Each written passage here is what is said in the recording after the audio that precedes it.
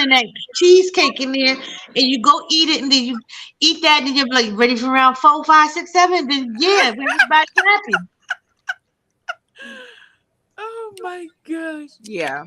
But that's how we go. That's how we go, y'all. Y'all know that.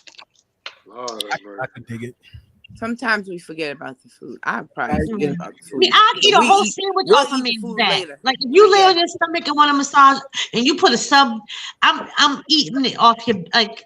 Yeah, we could bring food in. Well, not in the bed, but I'm just You saying. know, you just gave me an idea. I've never done that. We all Girl, got With get you, food.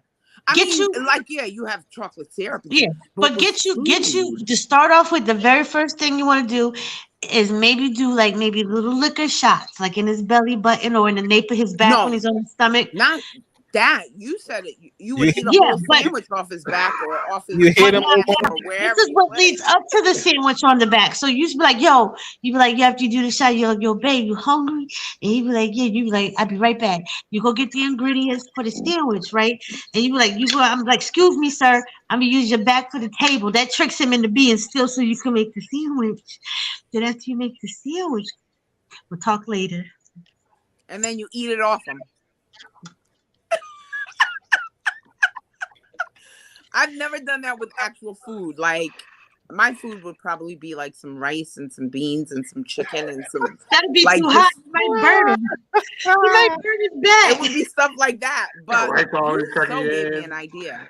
You got eating the whole curry chicken plate off his back. Yeah, you'll probably burn his back with Just the a hot little, food. just a little bit. It doesn't have to be Oh wow. hot. Just a little bit, enough for you to, Well, you do a know. little. Try and start out with the pickles, not the whole chicken curry You would plate. have to have like it would have to be like a food thing. I don't think I like.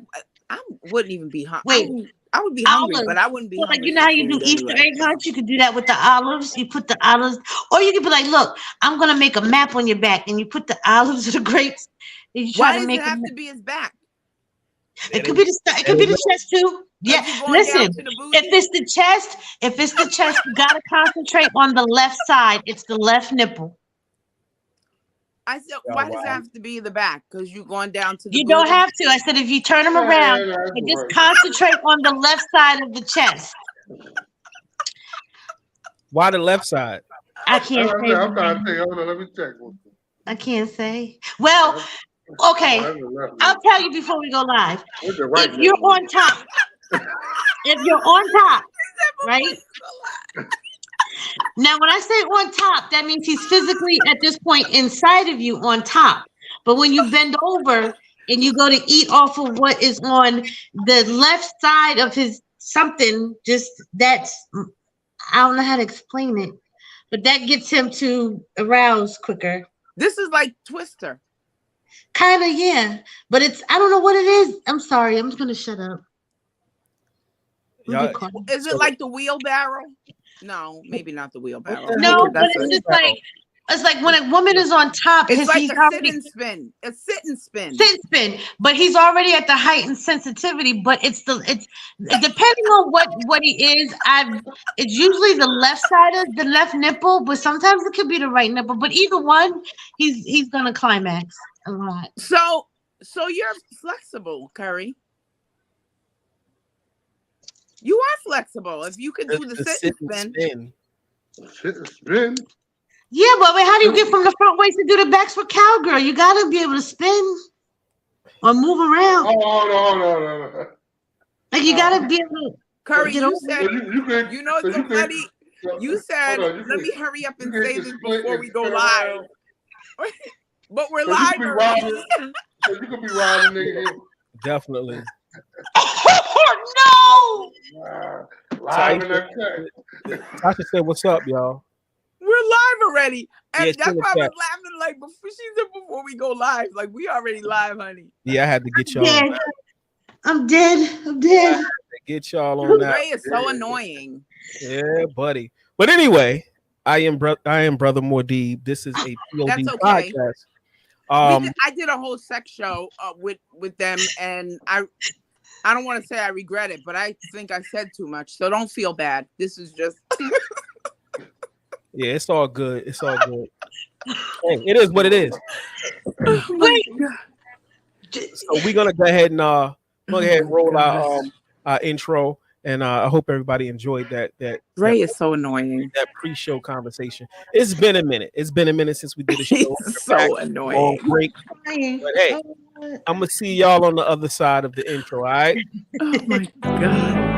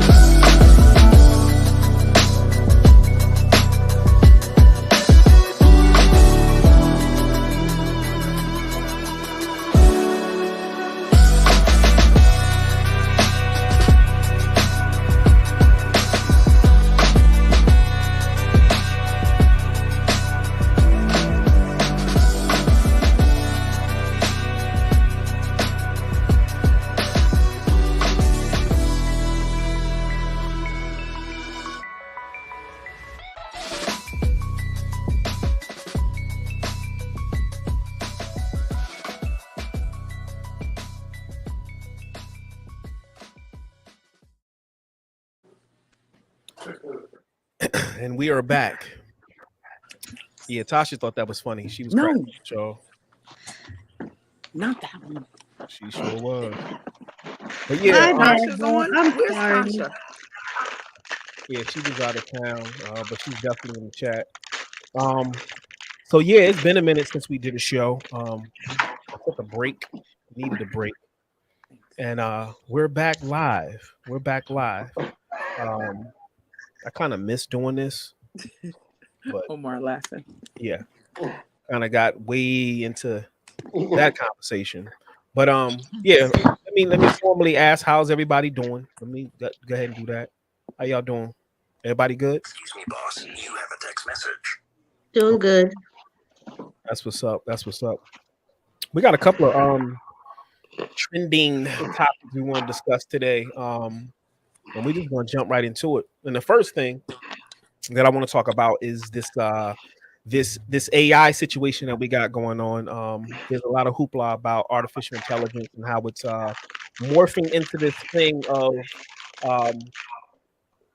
our, I'm not gonna say our worst nightmare, but it's shaping up to be what the movies have portrayed. There's some feedback. I can hear myself on somebody's yeah. But anyway, yeah, we're gonna talk about artificial Maybe intelligence. it's me. I just plugged into the charger. No, it's not you. I can figure it out later. Just go and just kind of mute and see where it's coming from. So T, if you just got home, you just pop in. If you need to. I'm gonna send you the link. I'm still laughing at Curry. Yeah, that's funny. But yeah, man, this artificial intelligence thing, they got it to the point where, of course, if y'all haven't heard about the is it GTP chat or whatever that is, the technology. GTP. Yeah, I think it's I don't know. One of GTP, GPT. It's one of those, but Let me look. I've actually used it. It's a very innovative tool, but at the same time, like smartphones. Take smartphones for instance. They are very helpful, but I feel like smartphones kind of crippled us a little bit because we kind of went from being vocal and personal to these devices. And I was just thinking about that the other day. Like it's a gift and a curse. It's GPT. GPT chat. That's what it's called. One of the craziest things that I've experienced over the weekend, I follow Timberland on Instagram, the producer. And I had heard that they were able to take the AI and create music of an artist, and it's not really that artist. So what Timbaland did, he made a song that he produced with Biggie Smalls. Sounds exactly like Biggie. Blew me away. But they did already have something like that in the studio for it's kind of like an auto tune to alter people. So for example, you know how some people may get a record deal, but they're really not good singers. They have sort of the synthesizing type of equipment to alter a voice. To But are make you you saying sound that good. now the AI can just make that they don't even need to be there? They don't even need their voice. Well, Biggie's deceased, and they created a whole song with him. The AI, which is it pretty much replicates the voice that whatever it That's is. already there. Okay, yeah, that's different. Yeah, that's different. Okay. Like Sounds exactly like him. I was like, this is dope, but it was kind of spooky Right. because just for nefarious reasons, you can put me someplace, have me say some shit, and that's not And really you're me. not really there. Right. That is a little fringy.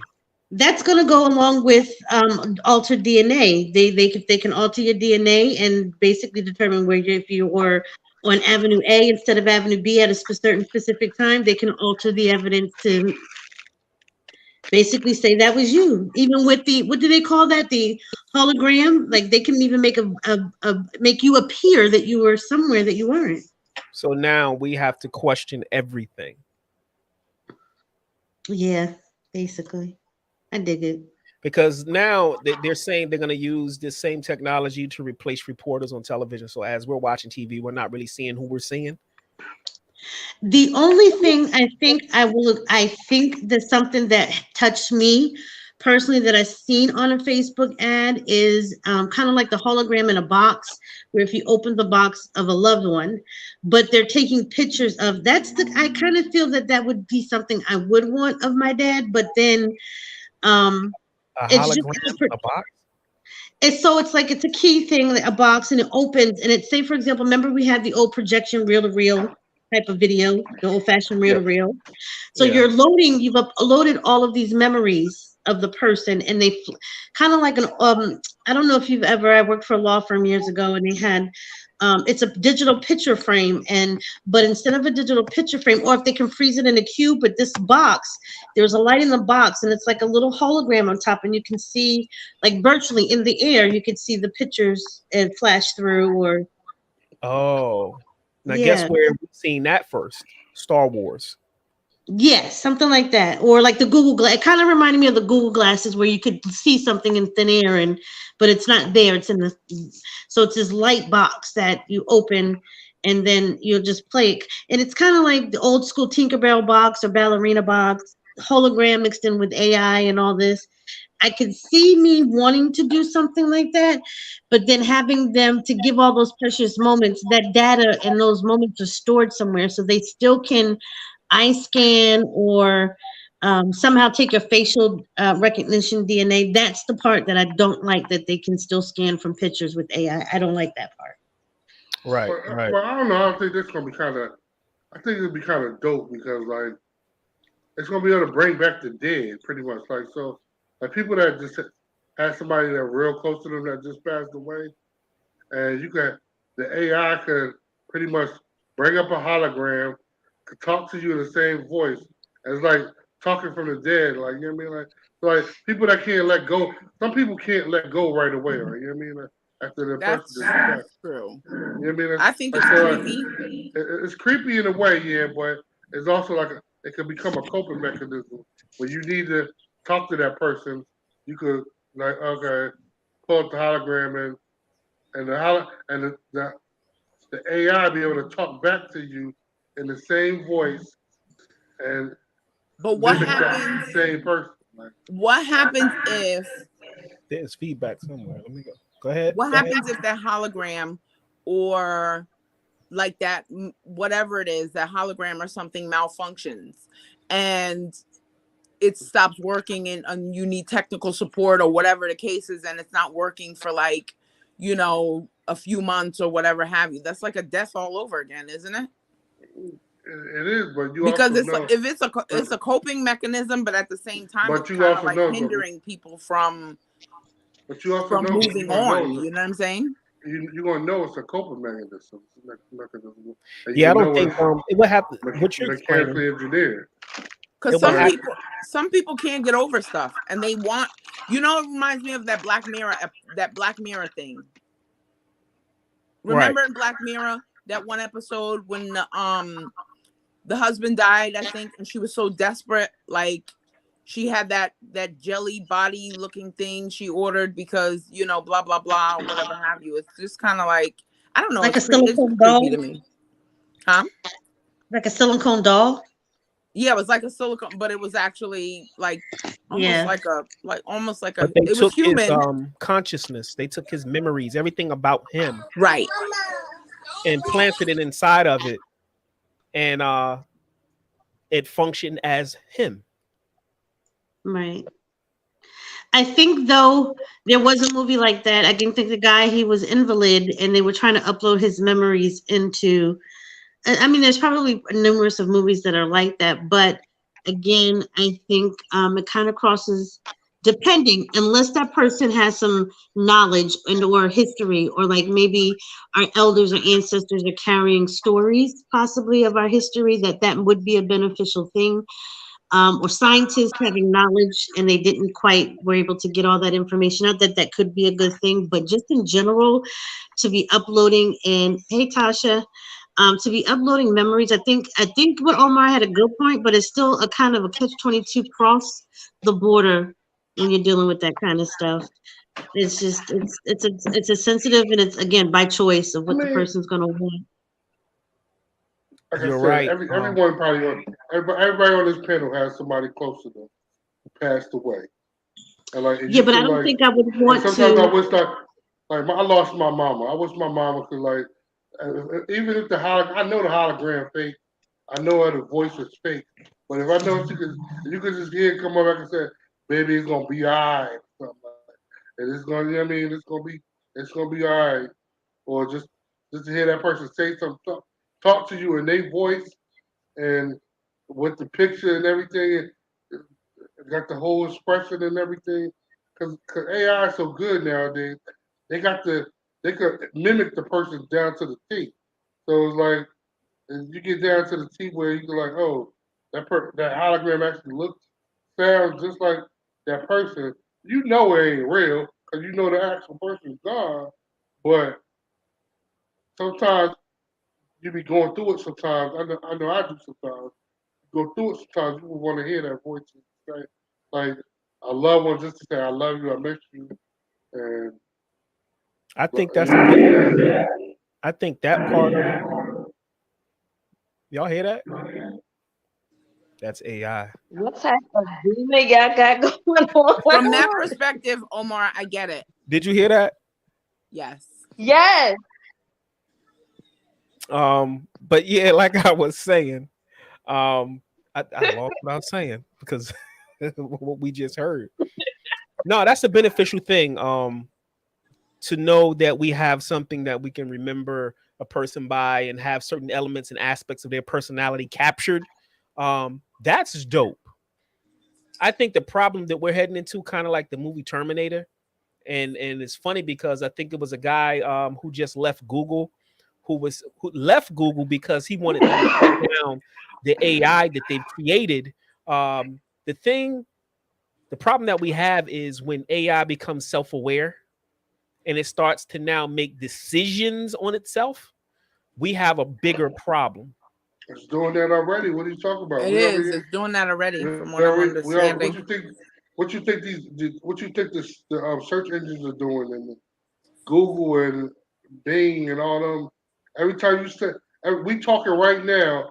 Every time they listening to everything we saying, and so you look up 10 minutes later, we're gonna be talking about something, and you're gonna see the ad come on the side of the screen like bloop bloop. It's always Oh, watching, always yeah, listening. they were just talking about like, oh, that boy had a blue hat on.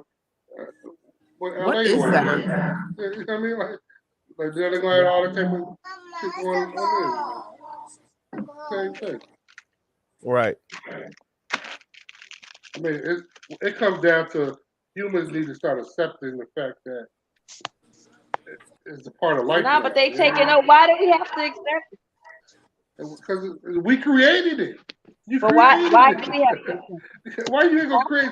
Why you can't accept something that you created? Like you created. I It's think like part of the problem Yeah, is but I don't think it's going to continue to take over. the It's technology is taking going to over take over. everything. Technology is taking over. You gotta accept it. I think there is a more moral aspect to this whole AI thing that we're missing. Most people miss. Absolutely. Is when you start infringing on the biological aspects of life and taking that and turn it into something that's mechanical. So now Yeah. you're replacing biology with mechanical. There's always and you can go back into history and we can just discuss the story of Atlantis for those who have did any research on Atlantis. But Atlantis was supposed to have been a civilization that existed a very long time ago, but they got so advanced with their technology, the technology wind up destroying them because of the power that they had unlocked. That's any scenario. When technology gets too far advanced, there has to be a point where it self-destructs. And I've seen Well, that's plenty of what, movies where AI has launched nuclear missiles without us. It did it on its own. we're doing that to ourselves now. What do you think we're doing? The human race is self-destructing. Like, we are self-destructing as we speak. Like, everything who the fuck would build a doomsday bomb? I'm gonna build this bomb. It's gonna blow up the whole fucking world. We were doing it. We self-destructing. Who would I do some I shit like give you that? that. Well, let's Like, I'm gonna build 3 of those. Like, what the fuck is it? let's clarify. Like they have a nuclear war thing. Like, oh, I got 10 nuclear warheads over here. We're gonna blow up half the earth. Let's clarify. That's what a That country might be doing. that might be me. Hold on for 1 second. Let me check something.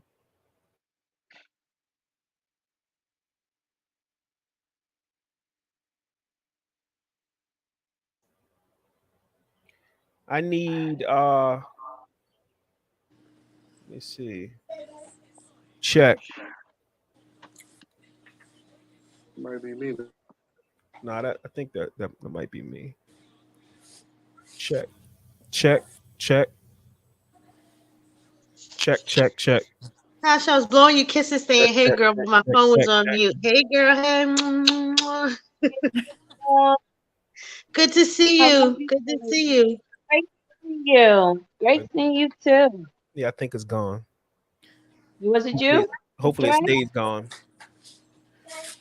The point I was making, Daddy said, wait. Okay. that we are not creating these things. There's a certain type of mentality that's on the planet that's creating these things. Typically, Who is the creative? indigenous people, huh? Who's creative? We are creative. Humans creating this stuff. Well, we're defining the we. That's what we're defining. Black people, you talking about? Well, let's not even use the term black. Black, Let's just Puerto say, Rican, Spanish, the indigenous people of Earth Nigerian. are not building self-destructive weaponry to You annihilate a humanity. damn lie. We Nope, the smartest ones on the earth, man. we're not doing that. We are building this stuff on us. We are forced to doing it for pay. So like it's some Nigerian right now building the doomsday bomb for $2 million. Nah, I'm they're telling not you, building man. that. They're building technology. They're not building bombs and weapons. No. We built it in technology. I think look at all of this stuff that was built that was created throughout the years and in history was made and invented by black people. Name one. Huh? I don't think we would. We're The not. hair comb. I don't think it's in Huh? our nature Comb to your be so nappy ass. destructive. Yeah. The intention behind the inventions is not to destroy. It's not to destroy, but everything. Right. But that's the human. humans are never satisfied. So we're gonna take something and say, this is $1. Let's make this into $5. Like so, I'm That, gonna just change it. Like so, but I don't think and that's a that's how satisfaction it thing. is. I think that's just a natural Greedy, man. evolution of a person progressing. But progression doesn't have to mean you move into a self-destruction direction. Well, I don't think it's we. evil. I don't think we're not built that way. That's what I'm trying to convey. It's not, well, If we we are built Like that to way. be participate self-destructive and now, want now I'm you gonna know. say to Omar that we do have some of us who have participated in self-destructive things for money. We have done that, but we're looking at the global scale here. Globally, like when you look at the globe and some of the things that we have that can inflict and decimate nations, typically you won't find a person of color behind that. I We think don't. what Omar, Hold on. I You think don't what find a person Omar of was color touching behind it. on. I think the part that's important that Omar is touching on, that it does get confusing again with Dre is saying that as we do evolve, that is the scientific makeup of who we are as indigenous brown or Kemet or Nubians. We have that expansion to evolve within science. It does, as Tasha say, can have the power to create and or destroy. Right. But what you're going to find, what Dre is saying, Omar, is that normally, unless it's a greed type of situation, you're going to have I mean, take it like a Saddam Hussein. There have been threats of, and of course, the creation of, and the possibility to create. But has it ever been done? It's going to be used as the threat. But that's when you come into forces with whatever disagreements the universe is putting out there between treaties, countries, or whatever is going on. But we do have the ability to do that. But with the fact that Omar is saying is that because it's a human nature thing, humans, but the clarity of human isn't a we thing. The Exactly. clarity of human is the fact that human beings through evolution have become greedy. We have some people that in our Hueman race Right. have done that, but you have to take a look at it that yes, we are mass advanced scientifically, and that's why we are on the endangered species list like cattle, because your mind and power and brain have the ability to do that. And that's if we're going to be a part of anything like that, we're not going to be a part of it by volunteering ourselves to it. It's being forced with our plasma, our DNA, our blood cells, our skin tissue, those types of things, because we are superhuman in that aspect where it would be a human type thing where we're doing it. But we're not going to be doing it again. Joe said it, that it's not for the building of our own demise, it's for us to progress. Right. But we may get greedy. Now I will end what I'm saying with this. We may get greedy and sell it off.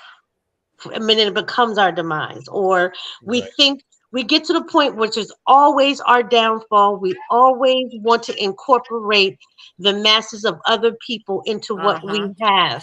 We fall victim to wanting to share and wanting to network and wanting to give it to this person. And the whole while they're feeding us dead information that it's gonna, oh, we'll help you and invest and build it better and bigger. Right.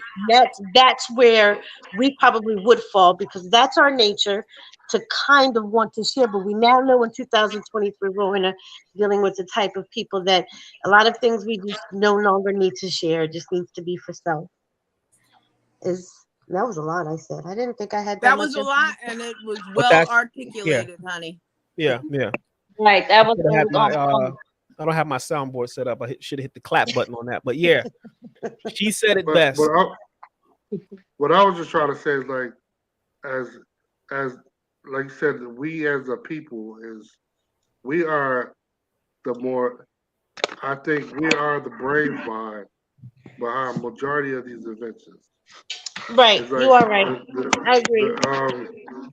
they're just taken from us. So like just like how they took our freedom back in the day, they take it. So like if you invent a flying car right now, the government be on your doorstep 2 minutes.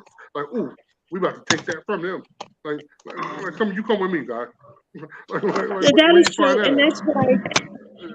that's why I Like, think, Dre, that should be a good subject, because we have to learn how to have certain elites again, or not even necessarily to wars or chapters, but this type of information that we're having, we're finding too much of us coming up dead or missing because we're again are falling victim to wanting to share some of this information, and we really should not. We should be shutting the fuck up. Right. And that's going to be hard in the information of AI. Right. Sorry, y'all. I was having a little technical difficulty with my stands and stuff. Can y'all see me okay? Yeah, yeah. All right. And this conversation spills over into the next subject that I wanted to talk about, which was the brick situation. How people can have the intentions of something being very prosperous and beneficial, and we all know that at the end of the day, there's a hidden agenda. Now, you take all of these nations that are coming together to a lot of African nations, China, Russia, I think India.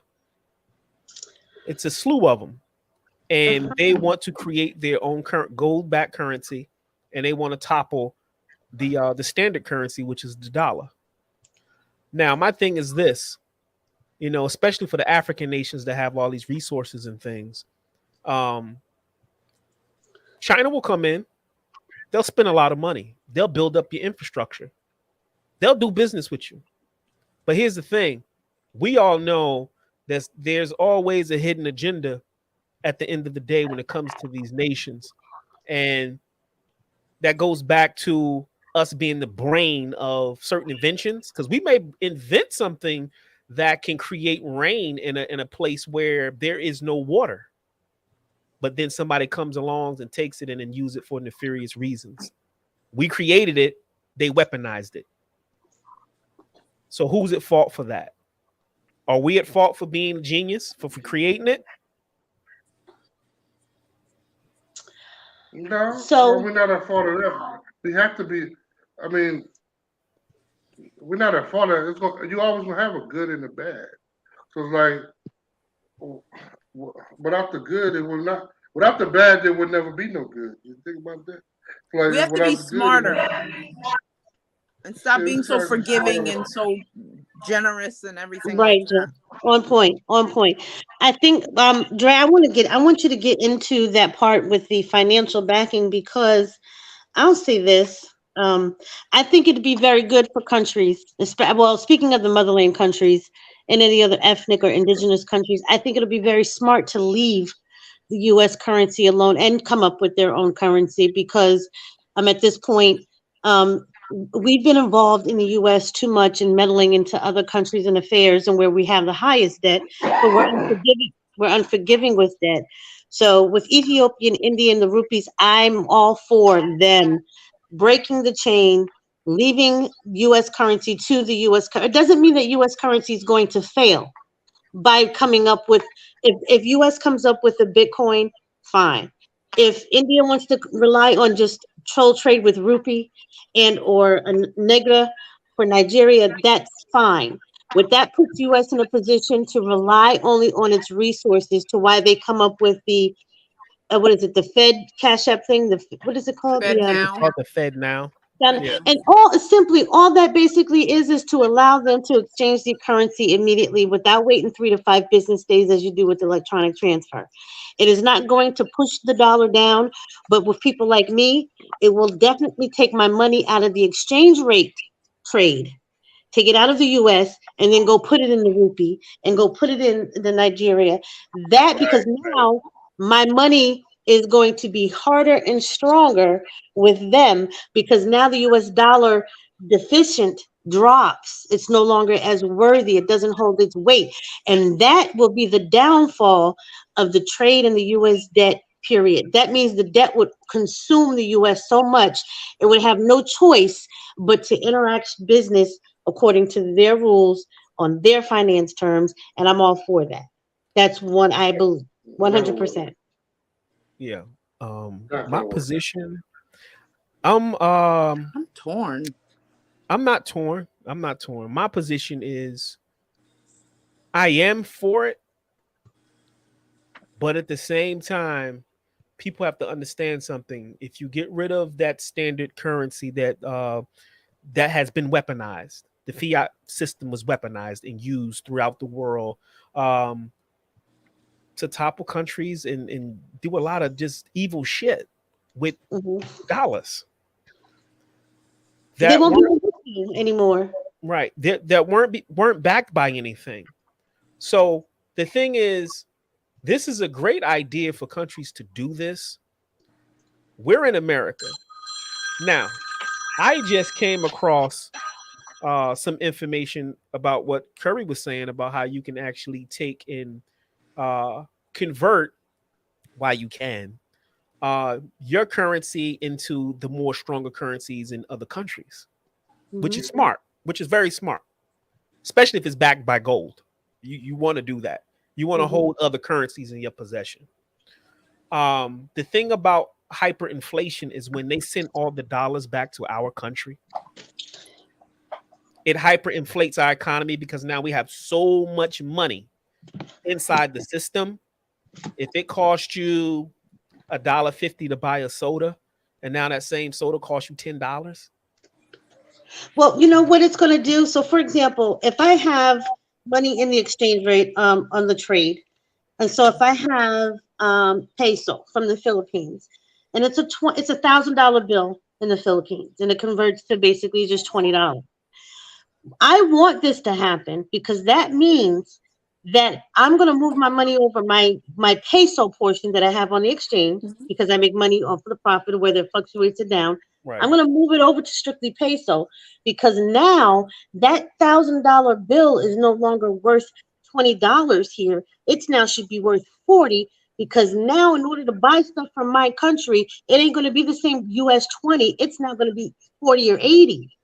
Then I'm going to bring my money back over to the US because now no, I would never. No, I'm sorry, I'm saying that wrong. I wouldn't bring it back over to US because my rupee would drop Right. because now we want more US money. That's what we need to kill the infrastructure of the government of what it is today. So if y'all want to know how to buy gold, it's right here. I got you. You want to buy the gold or convert your money in conversion, I got you. But however, um, so just to clarify on what I was saying, that money, the rupees and the pesos are going to be worth so much more money. We're not the US dollar is not going to disappear. It's just not going to be worth shit. That means that soda Right. in the US is going to be 50 cents. It's going to be reversed. It's going to be worth shit. Anything here, everything here that we're paying $600 for TVs will be worth $4 probably. Worth nothing. Nothing. Nothing. So And we're that's what gonna I have to start our own infrastructure. We're gonna have to start making shit here. as Well, yeah, what I said in that's that what's going last to happen. show Back on what? because China doesn't use our food resources. China doesn't use our agricultural resources. The only thing that we export out of the United States of America is our trash so that these other countries can package the products that we buy in them to send them back. They don't use wine, food, no raw material. Nothing gets exported from the US to any country to better themselves. Nothing but our trash. And that can be looked up on So if you want to that's research what's that. going to happen. What U.S. is going to do, U.S. is going to simply simplify this. Okay, if they change their money rate, we're just going to break them.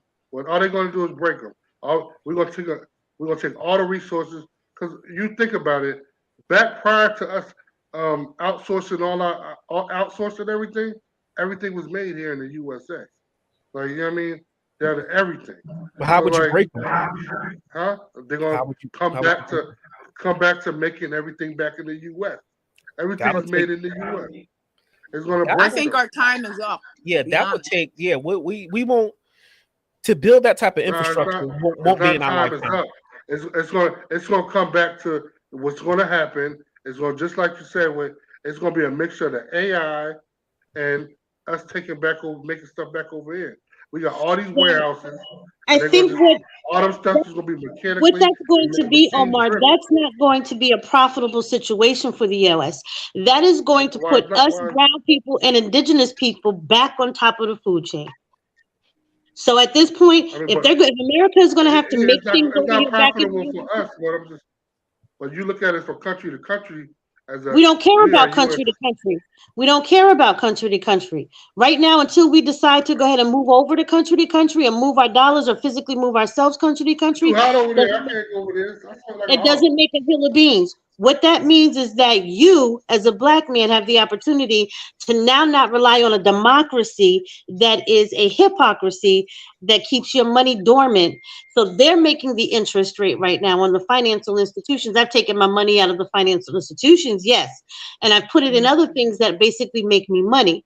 So what you're going to have to now start researching for yourself, that even if they did this and took this down, and that we're going to have to manufacture things in the US and go back to olden days where we were then relied on for resources, it's going to put in America to where now our mindset of what you just said earlier, that the brain power that we have of creating these things are now going to have to rely on us, and it moves us on top of the food chain, because now we now need to start acting in alignment on what we start to speak and what we start to say we want. What you've been asking for years, stop asking and start now. This is the time to do it, because now, if you're not preparing yourself financially with your own economic resources, agriculture, or in your own home as far as weaponry or readying yourself, then you will be at the bottom of the food chain. You'll be with the Yep. downfall.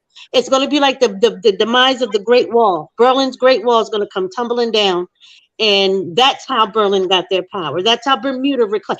As a matter of fact, that's how Trinidad, Bermuda with Guyana, that's how they gained their independence. They wait for the wall to fall. When it collapsed, when you have your own currency, we don't need shit from you.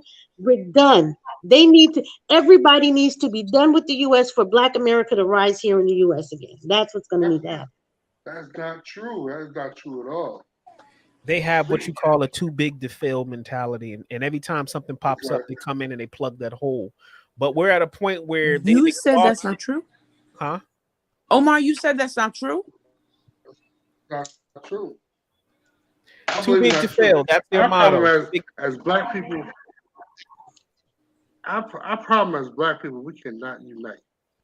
And you look at, and we come together right now with all our resources and all the money that we share, resources down to even armatry and war. And you want to go to war, it's more gunpowder in the black community than See, anywhere. and now, Like now it's like this is where I respectfully say that's a Debbie Downer type of mentality, because if we all start to again concentrate, become a homestead, you have the resources now. I know you're in the business with a few things and you have the ability to. If you're worried about Black unity, your own business is about to fail. Everything you wanted to happen is about to fail if you think that we can't unite. If you actually take as a black man that you feel that your personal when problem I'm is saying, somebody else's, that somebody needs to unite with you for you to do what you're doing, you're demising your own destiny. well, You're hold on. demising the whole purpose of what we're here to do. And that's where I have to call you a Debbie Downer. I'm not a Debbie Downer. It's like the problem we have is, like I said, we like crabs in a bucket, man. Like you can't, and we can get, and we for real. I think It's like you get to the top. Nobody want to tell you how to get to the top. Everybody's like, Right, I got here. You know what I right, mean? Like I right, got here.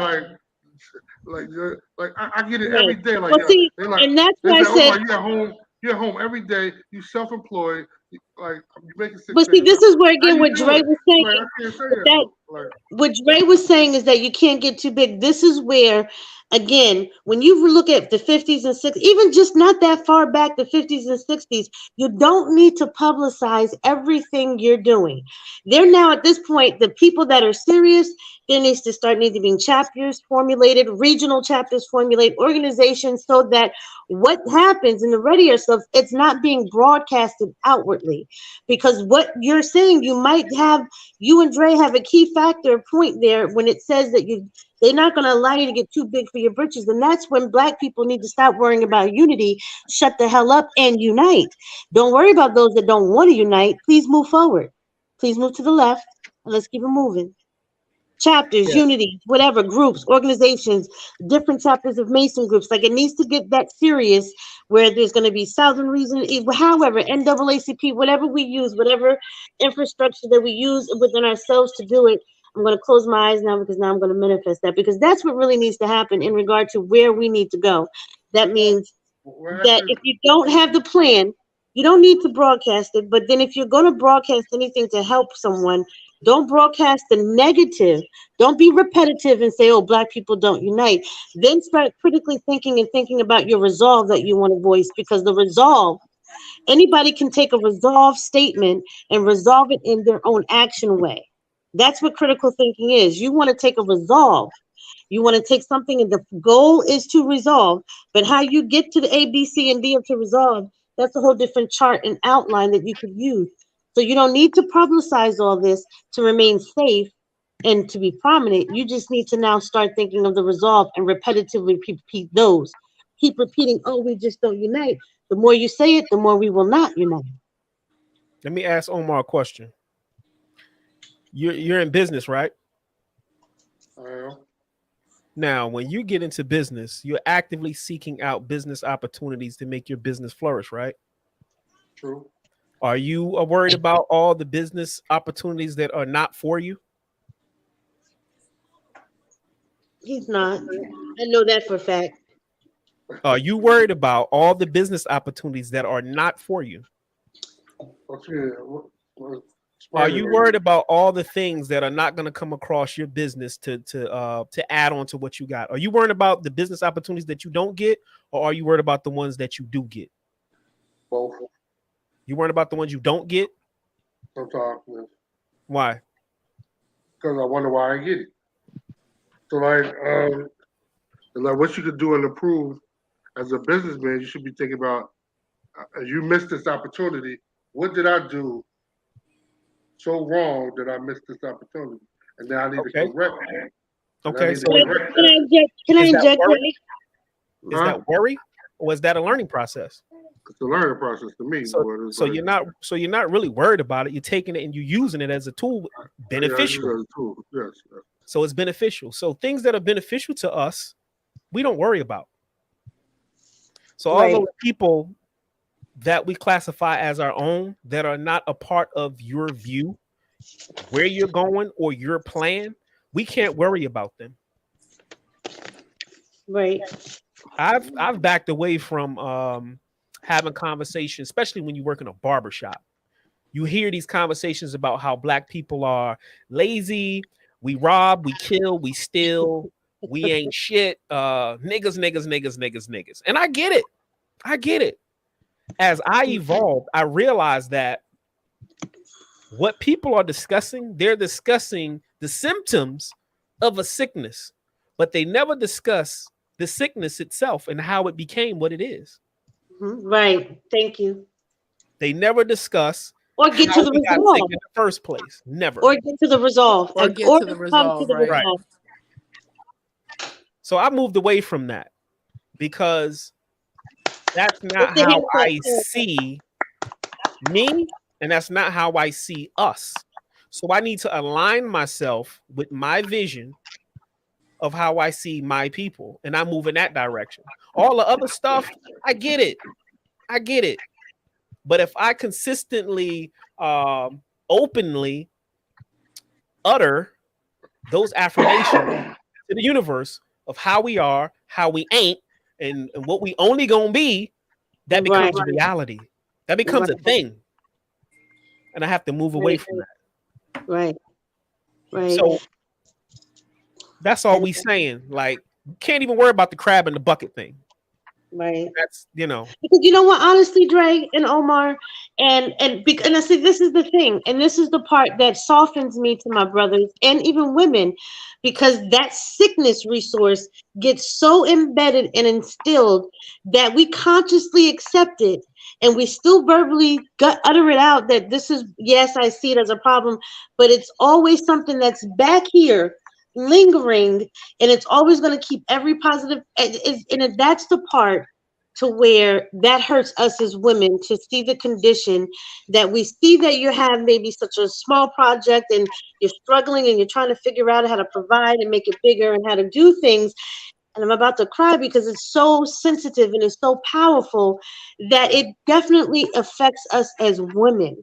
Because then here we come now, and it's a subject that we're off of, is that I got to come in and I want to be an intimate partner with you. I want to just be a confidant to you. But now we got to start working on one, and I got to build you up, and I got to build your confidence. I got to make you feel that what this is. And then what we've done now, what we've actually done is what you said. We've now took some business opportunities where we lost because we need to get back in focus, and we need to start wondering why we're hungry, and we Right. need to go and get this plate filled up. And then now I'm thinking we're 5 steps ahead, and sometimes something's and it's not your fault that something pulls you back 2 steps ahead because you're like, yo, I got to worry about this, and I got to worry. They're not going to like me like this, and they're not going to do this. They're not going to hear me. That this white man said I got to do it this way and this way. You're not even paying to the loopholes that we're opening along the way. While we stop and pause for a second, you still want to try to get all that gang business that you didn't have, and that's what's hurting us. And when you put that into relationships, that's where we break down, and where women feel, and this whole debate again thing with the bus driver thing, whatever's going on with that, it's not Mm, that we don't want to appreciate a bus driver, it's that we don't want you to get comfortable there. right. We don't want you to just take that and be happy with that because that's all they gave you. And Well, that's not okay, cool. but see, as okay, when you go on that bus driver thing, so if I came to you and say I'm a bus driver, why you won't talk to me, right? I'm sorry, I, say I it can say again. I can For say the I'm a bus hey driver. Omar, wait 1 second. For the viewers, let's put out there what is going on with the bus driver thing for the viewers. What is all that about? So Ayanna Van Zant came out. I think there was a video with this. I don't know who this broadcaster was. Very pretty young lady, and she came across. I can understand how she came across to say, um, if you're a bus driver, I won't date you. And Ayanna was saying that just because he's a bus driver doesn't mean that this man doesn't have morals or character and treats his mother well. Because he might be a bus driver today, but it may not stay that way. It was the whole thing. But the young lady was saying that no, I wouldn't date a bus driver unless he was the bus owner. Okay, it was kind of, it But was vague and short people and never sweet, and know it that. did come across as gold digging. Right. But she clarified what she was saying, and Ayanya came out and clarified. And I'm on the fence with both of them. One, I don't want you comfortable. I don't want you stagnant. You could be a bus driver, but there's qualities that you're going to have to have. You know, when you have morals, and you don't want to be a bus driver long, and you treat me well. And what the other flip side of what the broadcaster was saying was that women, all of us, at the point in 2023, all that other stuff and morals and treating us well and loving your mother is good. But we're so fucking tired of being where you accept what they give you as whether it's $25 an hour. Do not stop there. Don't settle. And the other part what she's saying is that those people who thought she was gold digging might have brought home C's and D's, and your parents didn't push you to do well, which is basically kind of the thing. It's not acceptable. Some things aren't acceptable when you're at a different level. That is nothing to hate on anybody about, nothing to be saying that she's a gold digger.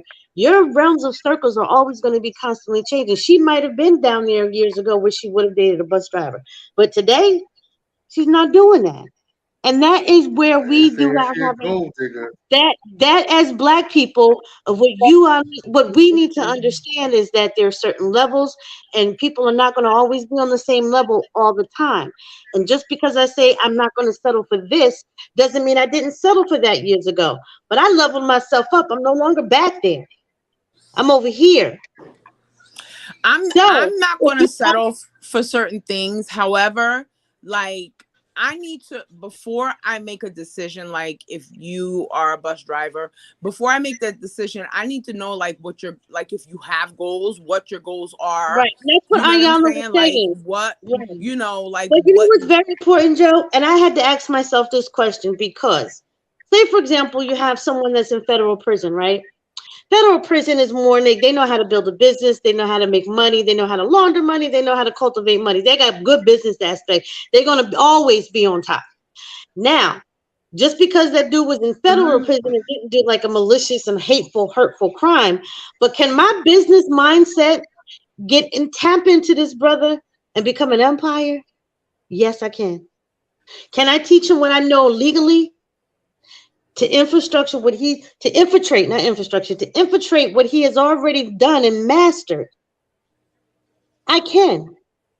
Because federal prison ain't mean that he killed anybody. He didn't rape anybody.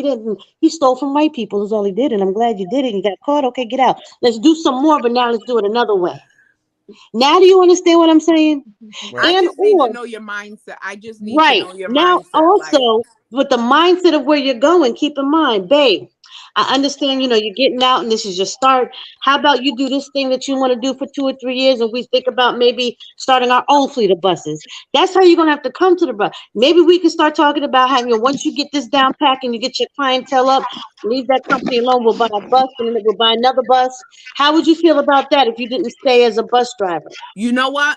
That's how you have to come to them. However, I think that because sometimes as women, like, like, well, we can, like, let's say you have a dude and that's how you come to him and tell him or whatever have you. That might be more your vision for that person. You know what I'm saying? And Right, then you right, wind up being the right. Well, you see, wind up being the person doing But everything well, behind what you well, see, want, that's how where where, you want them to get and all. I right, need to know that you already in your mind, like, right, yo, like my right. thing, But I see, want to do that's a the fleet of key. But buses or see, whatever, and then I'll help you from there. right, but But that's the key. Is the key thing that you said is conversation, because you're bringing. So when you're dealing with a conversation, you're bringing the ideas of, because you don't want to become the person that does the all because he says yes. You basically are trying to find out where he is mentally, and that's what Ayala was saying. Like, I want to get to know him and talk to him and see what he's about, because then I'll go ahead and get. Of course, it's always going to be that conversation piece, that 100% unadulterated, unfiltered conversation that you're going to need to have if you're looking for a partner. So, because you don't want to be that one woman that is doing the paperwork and the business signing and the idea and all this stuff, because he has to come with it. It's his. You're just multiplying what he already has. Your Right. only job is to multiply what he has. If he never comes to you with it, fine. If he's happy with the 401k, happy with the well, 9 to 5, and happy with the overtime, you just have to take that money and then multiply a different way, because he physically does not want. He doesn't have that desire. He's happy I don't driving. know if I would He's even want happy to be driving the bus. bothered. He's happy driving the bus. And if he's happy driving the bus, you just take the money that he's making, you multiply that's it. what I'm saying. Like, You yeah, have to, like the women have to what stop. happens? You meet the guy. He's happy. The He's women happy have to driving the stop bus. relying on men to do things and actually understand that if the man doesn't say anything, doesn't mean that he doesn't have desires or wants. You just have to be a little bit more creative on how you're multiplying. At the end of the day, it doesn't matter. And at that point, it doesn't matter what he does for a living or what he has or what he wants. It's just on how you multiply. Because naturally, whatever you're growing, he's going to follow. Right. He's going to come behind you. Just like if he's growing, you're naturally going to follow his lead. So this is really all what I was going to say. It's wasted type of space and energy to have those types of conversations, because at the end of the day, if you rely on what it is, the simplest form is you're going to multiply what he brings home, or you're going to follow his. Either way, you're going to follow his lead and still multiply what he brings home, whether he's happy or not. If he's not happy or not, you're his woman. You're going to multiply those ideas and you're gonna make it work or don't. And that's at But the end of that the day. but before we get to being his woman, so some of those a lot of those things have to be like, because I'm But then that's not unconditional love, because now you're basing your love on expectations and individualness of what he's thinking mentally. Because if he doesn't give you the right answers, you're going to now tell him, I don't want to be in a relationship with you. When basically what a partnership I don't have to say what is understood does not need to be spoken. I don't have to say shit to you, but look you in your face, whether it's going to be an intimate encounter, a business encounter. We're relying on society to have conversations to just wedge us apart. Oh, I need you to be this way, and I need you to be. Then it's really at the end of the day, it's not unconditional love. but It's Right. not. yeah, it's not unconditional love, but you know what, It's like, love with I condition. It's love with condition if you think this way. It's love with condition if you want to right. do this. It's love condition if I need the fundamentals. Do you treat your mama well? Do you treat me well? Are you happy? Are you making money? Basically, when we take one on a date. Those are four things. It's very simple, is what Alanya was saying. But now It's simple, but the deeper part has nothing to do with women. The deeper part with this other young lady saying that got quoted or labeled as a gold digger is because she's in a different part of her life where certain things aren't acceptable. Doesn't mean the person isn't acceptable. I'm tired of you giving me a job and thinking, that's the part where I'm saying like yeah, yeah, it's unconditional, but because yeah. you get to a point, as especially as women, like Well, you now get to this a is point. now this is sorry, I didn't mean to cut you off, but that's where you're going is that's where the point where society comes in and these conversations start happening, right? Because again, you don't need to have these conversations because you shouldn't be. No one should be in your circle that's not on that level. That means you're looking backwards. Why are you looking backwards? You shouldn't even have that conversation that, oh, well, I'm going to need to have these Okay. conversations with him because those men aren't up there in that circle anyway. Right. So you're All right. wasting your time looking back. I think I'm at a point where like it's different. Like for the lady that was speaking, I guess she I don't know if she had kids or if she was, Yeah, I but I'm don't at know a her point name either. I'm at a point where I had my children, I raised my children. I like, not to say that I fend for myself, but I did a lot and like By struggled to yourself. get Yeah. by myself. Come up by So yourself. You I didn't don't have help feel like I have the energy to to help want to someone have else. to teach Yeah, you, yeah. or to have to That like makes sense.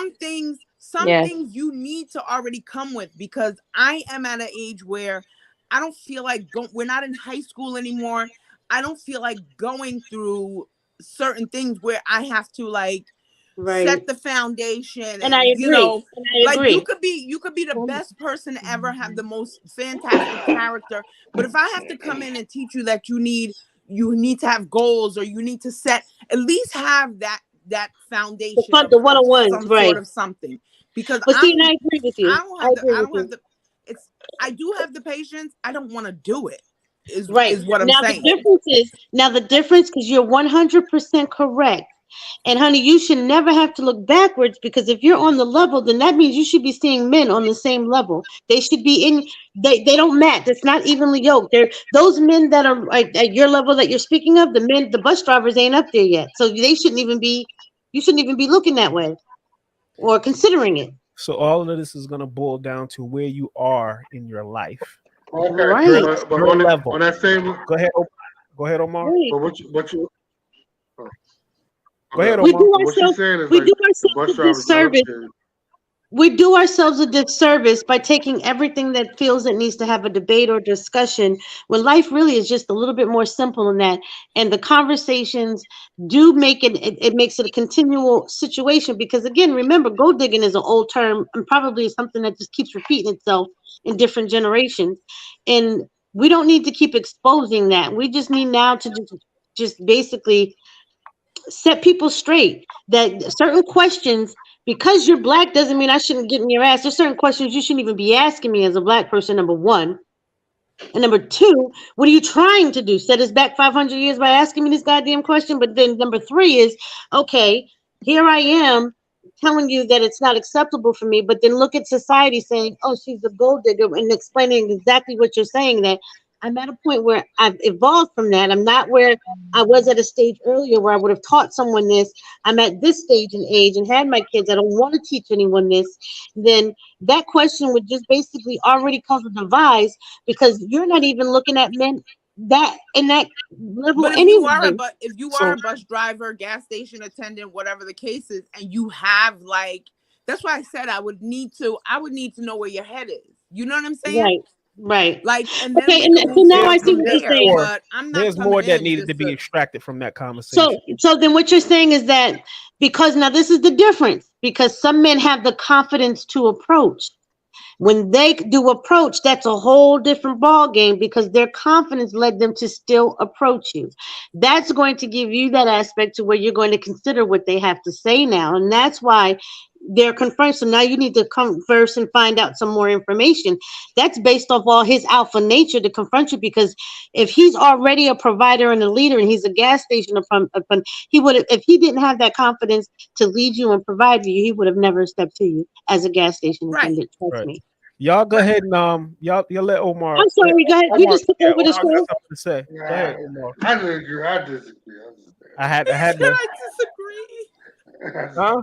Go I'm ahead, sorry, Omar. Omar. I don't want to say that. I called them off so you can go ahead and jump in. Go ahead. This is gonna cause an argument between. No, No, no, no, no. it's not. You know Go. what? There's too many ladies in the building. We Go love ahead. each other here. We don't do that. Go ahead.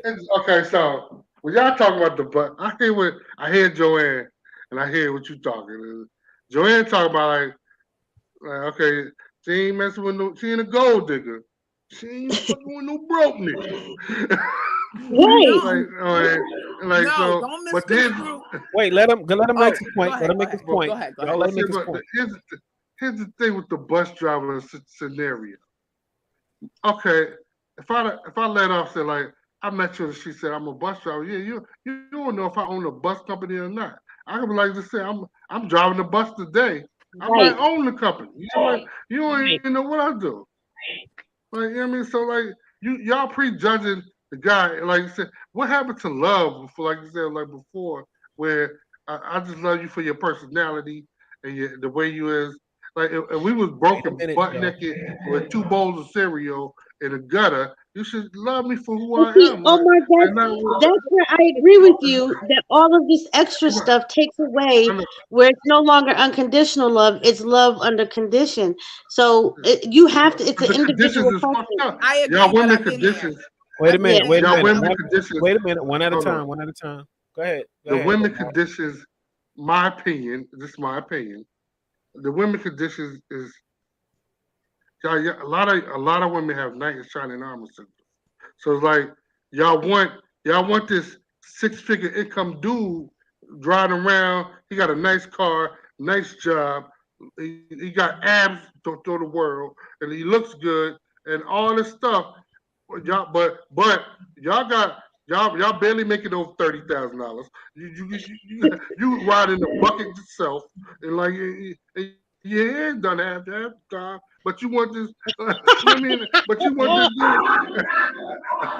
It's facts. It's like y'all looking at this dude like, oh, I want. So now all the women, so all the women from the ones that's working at McDonald's down to the ones that's you might be a lawyer or got your own business, own nightclub or whatever.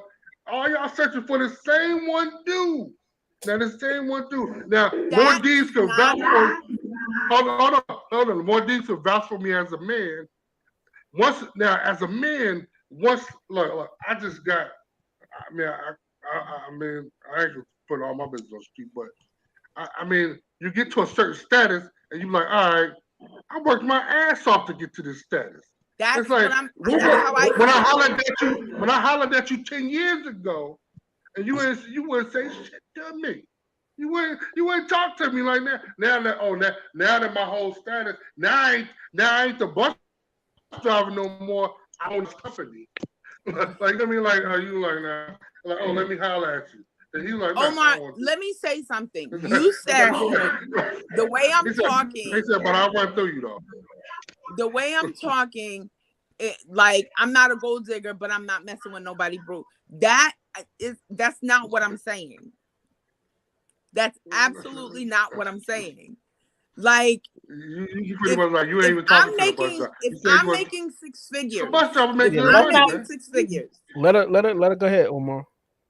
if I'm making 6 figures and I meet you and you're a bus driver, a gas station attendant, whatever have you, or what, because people got to start somewhere. People, Yes, certain exactly. circumstances, whatever the situations are, I just need to. That's why I said I would need to have a conversation with the person. Sometimes 2 minutes of conversation or 3 minutes, 5 minutes, whatever the case is, you already know where somebody's head is at. Like, yeah, Yeah, I'm it not clears up. even. It clears up a Y'all lot. knocking It from really does. y'all knocking from the rip though. Huh? The whole thing is as me out here, I'm a single man. I ain't dating in that category. Like you're knock a dude from the rip. Y'all look him up and down like like That's not automatically that's it's that's that's prejudging. really not It's like true. Like, you don't know what I have. It's like yo, you don't know what I own. but Like that's my really partners, not true. For me, it's mental. For me, it's mental. mental. How you know it's Like, mental? Like what can a dude say to you in 5 minutes to get you to stop talking to him? Nowadays, nothing. Like you meet a chick in the street, say, hey, what's going on? They look at you like you got 5 years. but it depends on what you're saying. Like, I'm a big grown woman, so if you trying to holler at me like, hey, what's up? You know, what's up? How you doing? You looking nice today? And this, like, I'm yeah, thank you. And then you You know, gonna keep it moving. huh? You gonna say thank you and keep it moving. No, it just I don't know how to.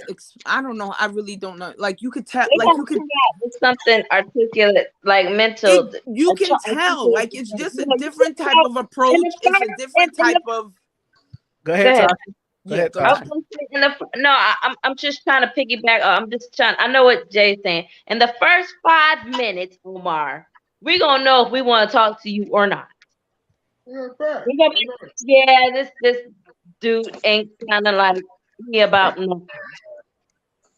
Right, Tasha's right, but don't think that that's because it's coming But across as your position or the money you make, or it is you want to based know all off that in of 5 minutes. That's what I'm. That's Wait a what I'm minute, trying Omar. to say. If I make 6 figures and you make 30,000, let's just Mhm. say, like, I'm not somebody. Oh, you don't make enough money for me, or whatever the case right. is. Like, because we could take our little, and together we make, we make shit You know work. what, Joe? You know what, Joe? And honestly, because at the end of the day, like what Tasha said, in the first 5 minutes, we know, but in that first 5 minutes of conversation in the real talk, a lot of times we're not discussing income. We're not discussing the job. We may say, ask what you do for a living and things like that. But in that first 5 minutes, when we decide to give you our attention, because based off of vibe, but nine Energy. times out of 10, the only way that you'll be able to decipher a gold digger is by repetitious conversation of the same thing or action. So when you're dealing with a grown ass woman, yes, within the 5 minutes, we're either going to feel the vibe or no, but it's never anything unpolite. It's never anything rude. It is cordial, casual conversation. And if something moves forward, then again, this is all the stipulations that waste our time with those words. If your confidence ain't there, then don't approach. If you feel The like you confidence for sure. right, And if you to want to say talk one to her, thing to say one, right, I'm sorry to cut you, but to say go one ahead. thing to Omar, the biggest turnoff for me is somebody that would think like showing off money or showing off a car or Right, like, that's the word. That's a turnoff. Right. or just Real to Those are the approach broke me, flashy. niggas. let me know what they have or whatever. That's the quickest way to get Yes. me to like say like, yeah, okay, and you'll never see me again. That's That's the a turnoff. biggest Yeah, turn off for me. Like, it I is. don't care what you It is. have. Like, That's, if that's if the you, broke dudes. I don't care what you have, what, like, how expensive your car is, how nice your house is, and all of that stuff. That part I don't care about. Like, it's mental for me. Because Right, truth be told, like, I would be able to make enough money to support me and you. But right. what I need and what I'm trying to do is not take somebody from foundation and build them up. Like, been there, done that. Like, Right, you at least have right, to have the foundation set, right, and then we can move right, forward and we make something happen. right. Now, what Joe was saying, that is all determined by small conversation, but and she's 100% right. But then I think the way our brothers feel is because it's an offense. Now, this is how to shut that down is if you know your confidence level is 2, 3, stop trying to jump on the big Yeah. tree at 9 and 10. Just like women, we might want the 9s and 10s, but we're not gonna try to ride the 7. We're not gonna try and ride them when we're still at level 7 and 8. We're not gonna do that. Well, that's crazy. We want to, Y'all be at 2 but or we're not 3 gonna a do day it. or so. But y'all want these 9 and 10s to jump on. I mean, come on, please. Okay, but see now, well then I'm again, definitely not a half ass. right. Now Here's my listen, You would have to know me to mentality. know I'm Oh, my 2 definitely cents in not here. a. So if what I want, like, I'm not trying to get anybody if I'm not met, like, not negative energy, but I'm matching energy. If I want you to be successful, is because I'm successful in certain things, or however you, depending on what you equate to successful. If I want you to be, compassionate or loving or, catering, that's because I'm those things. Like, so bus driver, gas station attendant, whatever it is, if you're making, like I said, if I make 6 figures and you're only making 30,000, and there's certain, you might be compassionate, whatever, all those things Ayanna said, you treat your mama good and all this stuff, we could build something and make something happen. Right, because what is it? Compatibility. Mm-hmm. Compatibility does not necessarily mean we both make the same money, Omar. It doesn't mean that we still want the same things. Compatibility simply is, do we enjoy each other company? Do we like to share time the same way? Those Can simple we have things a deep conversation? Right. Like, Those things my are mental on the same. Yeah, those things are compatibility. Those things are compatibility. But what I think that you're saying is that off rip, because a person can be a judgmental person, a woman, when, like you said, you are the bus driver owner and she's looking at you and looking for one thing. Again, that has nothing to do with the woman that you're talking to. That has something to do with the confidence level of self. So don't ever think that just because she's thinking that way, she's judging you. Because if you took the time to approach it, then you need to follow through. You're the one that's half-assing by worrying about what the hell she's saying and what she wants. That's where you fucked up. You just shouldn't approach. You should have just stayed in your lane. But those are men, not you personally, but those are men that do that. Those men do that. Somebody will jump in Joe's inbox, somebody will jump in Ty's inbox.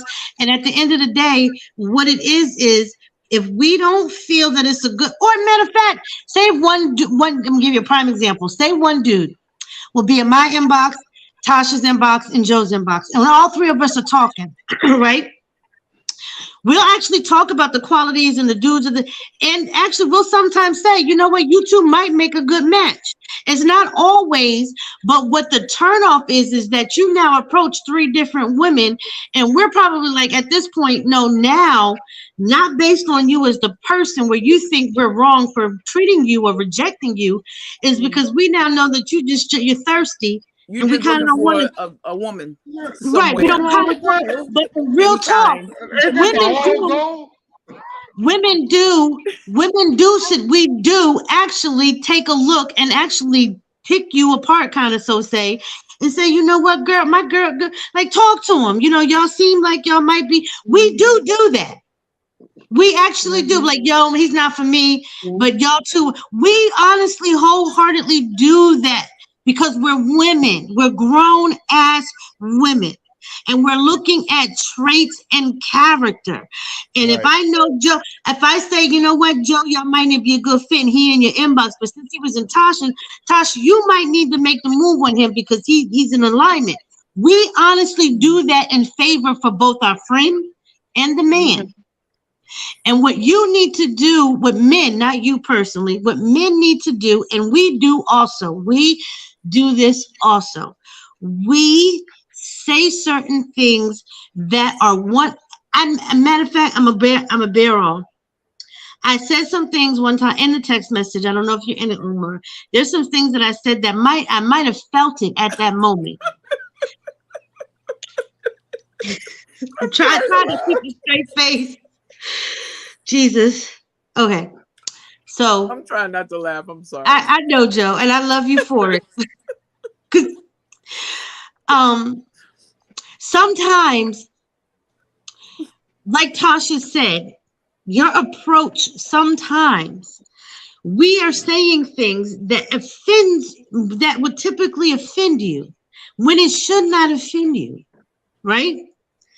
And those people that are in your circle, or if that woman was meant for you to be speaking with or talking to, and if she said something, you naturally wouldn't get offended because you're already now connected. Now, where it comes down to me, I said something. I came off because of what I was going through, and my mouth peeled off. And when my mouth peeled off, something bad. And what I said was, I don't know how I got there. I don't even remember how I thought about what I said. I know I didn't think about what I said, but I don't know how my mind came out my mouth to say this specifically. I'm gonna damn them all to white people hell. Caucasian hell.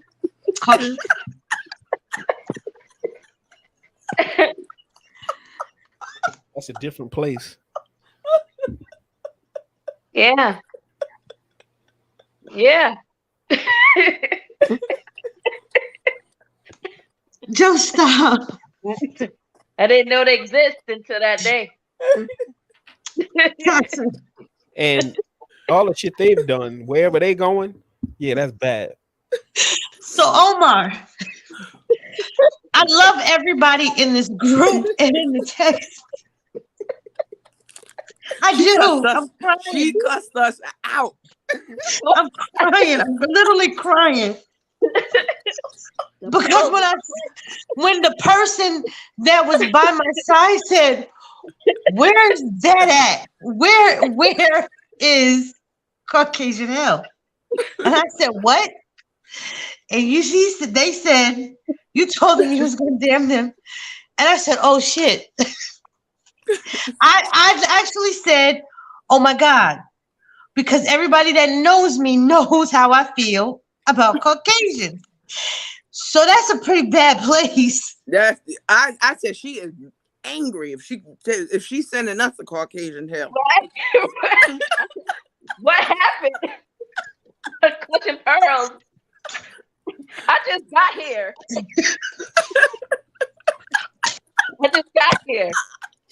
Tasha, you were standing too close. Wait, I have no warning. I said, oh. Wait a minute, Omar. I'm crying because when I said it, okay, the proof is in the pudding. You see how they're laughing, right? If I was anybody else that said that, it would have been a different reaction. And I'm thankful that you took the time to be like, okay, wait a minute, this is Curry. First of all, where the fuck is that? And what the fuck we do? Because I said it. We didn't even say what did we do. We were like, something's wrong. Yeah, we went into damage control to see what. Yeah, I'm trying to be serious, but they're making me laugh. Because I was not laughing that day.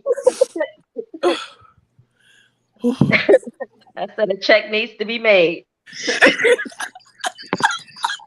Thank you, Tasha, because I was trying. Check your friends. Check your friends. Yo, let me get this out to Omar.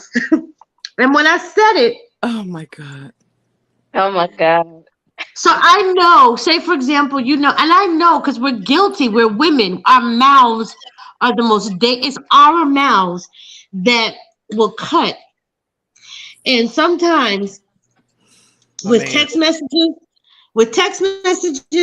and emails, you cannot read emotion. Or the intent is genuine. But if somebody is for you, if it's your people, even though I felt bad once I realized I said it, because if the person hadn't, I said, well, where the fuck is Caucasian hell? And I'm like, what? They're like, well, where the hell is that? And he was like, you told them to go to Caucasian hell. And I'm like, oh my fucking God. Because instantly my heart felt, damn, I said that. Because they know, and I said whether they thought it was funny, because the other part was no matter what I say, someone's going to take it as funny. I would think that I hurt my friends' feelings because they knew or know how I feel about Caucasians and where they all should go. And that's not a good place. And I wished about 6 Black people to this place. because I was in my feelings. I was in my I was in myself. I was hurt. And sometimes bring it off because you mentioned something in your approach that your people, if Dre says something to me, I know what to take offense to and what not, and what to adhere to, what to know that he needs to. You take their words for signal, is basically what it is. It's a signal. These women and these guys could have just said, "Oh, fuck Curry," and came back and ripped me out back, but they did not. And that's the part I'm 100% humble and grateful. Thank you, because I was in a really dark place. But your approach sometimes, when we say things, doesn't mean that it's to demeanor your self confidence, doesn't mean that it's to demeanor your approach.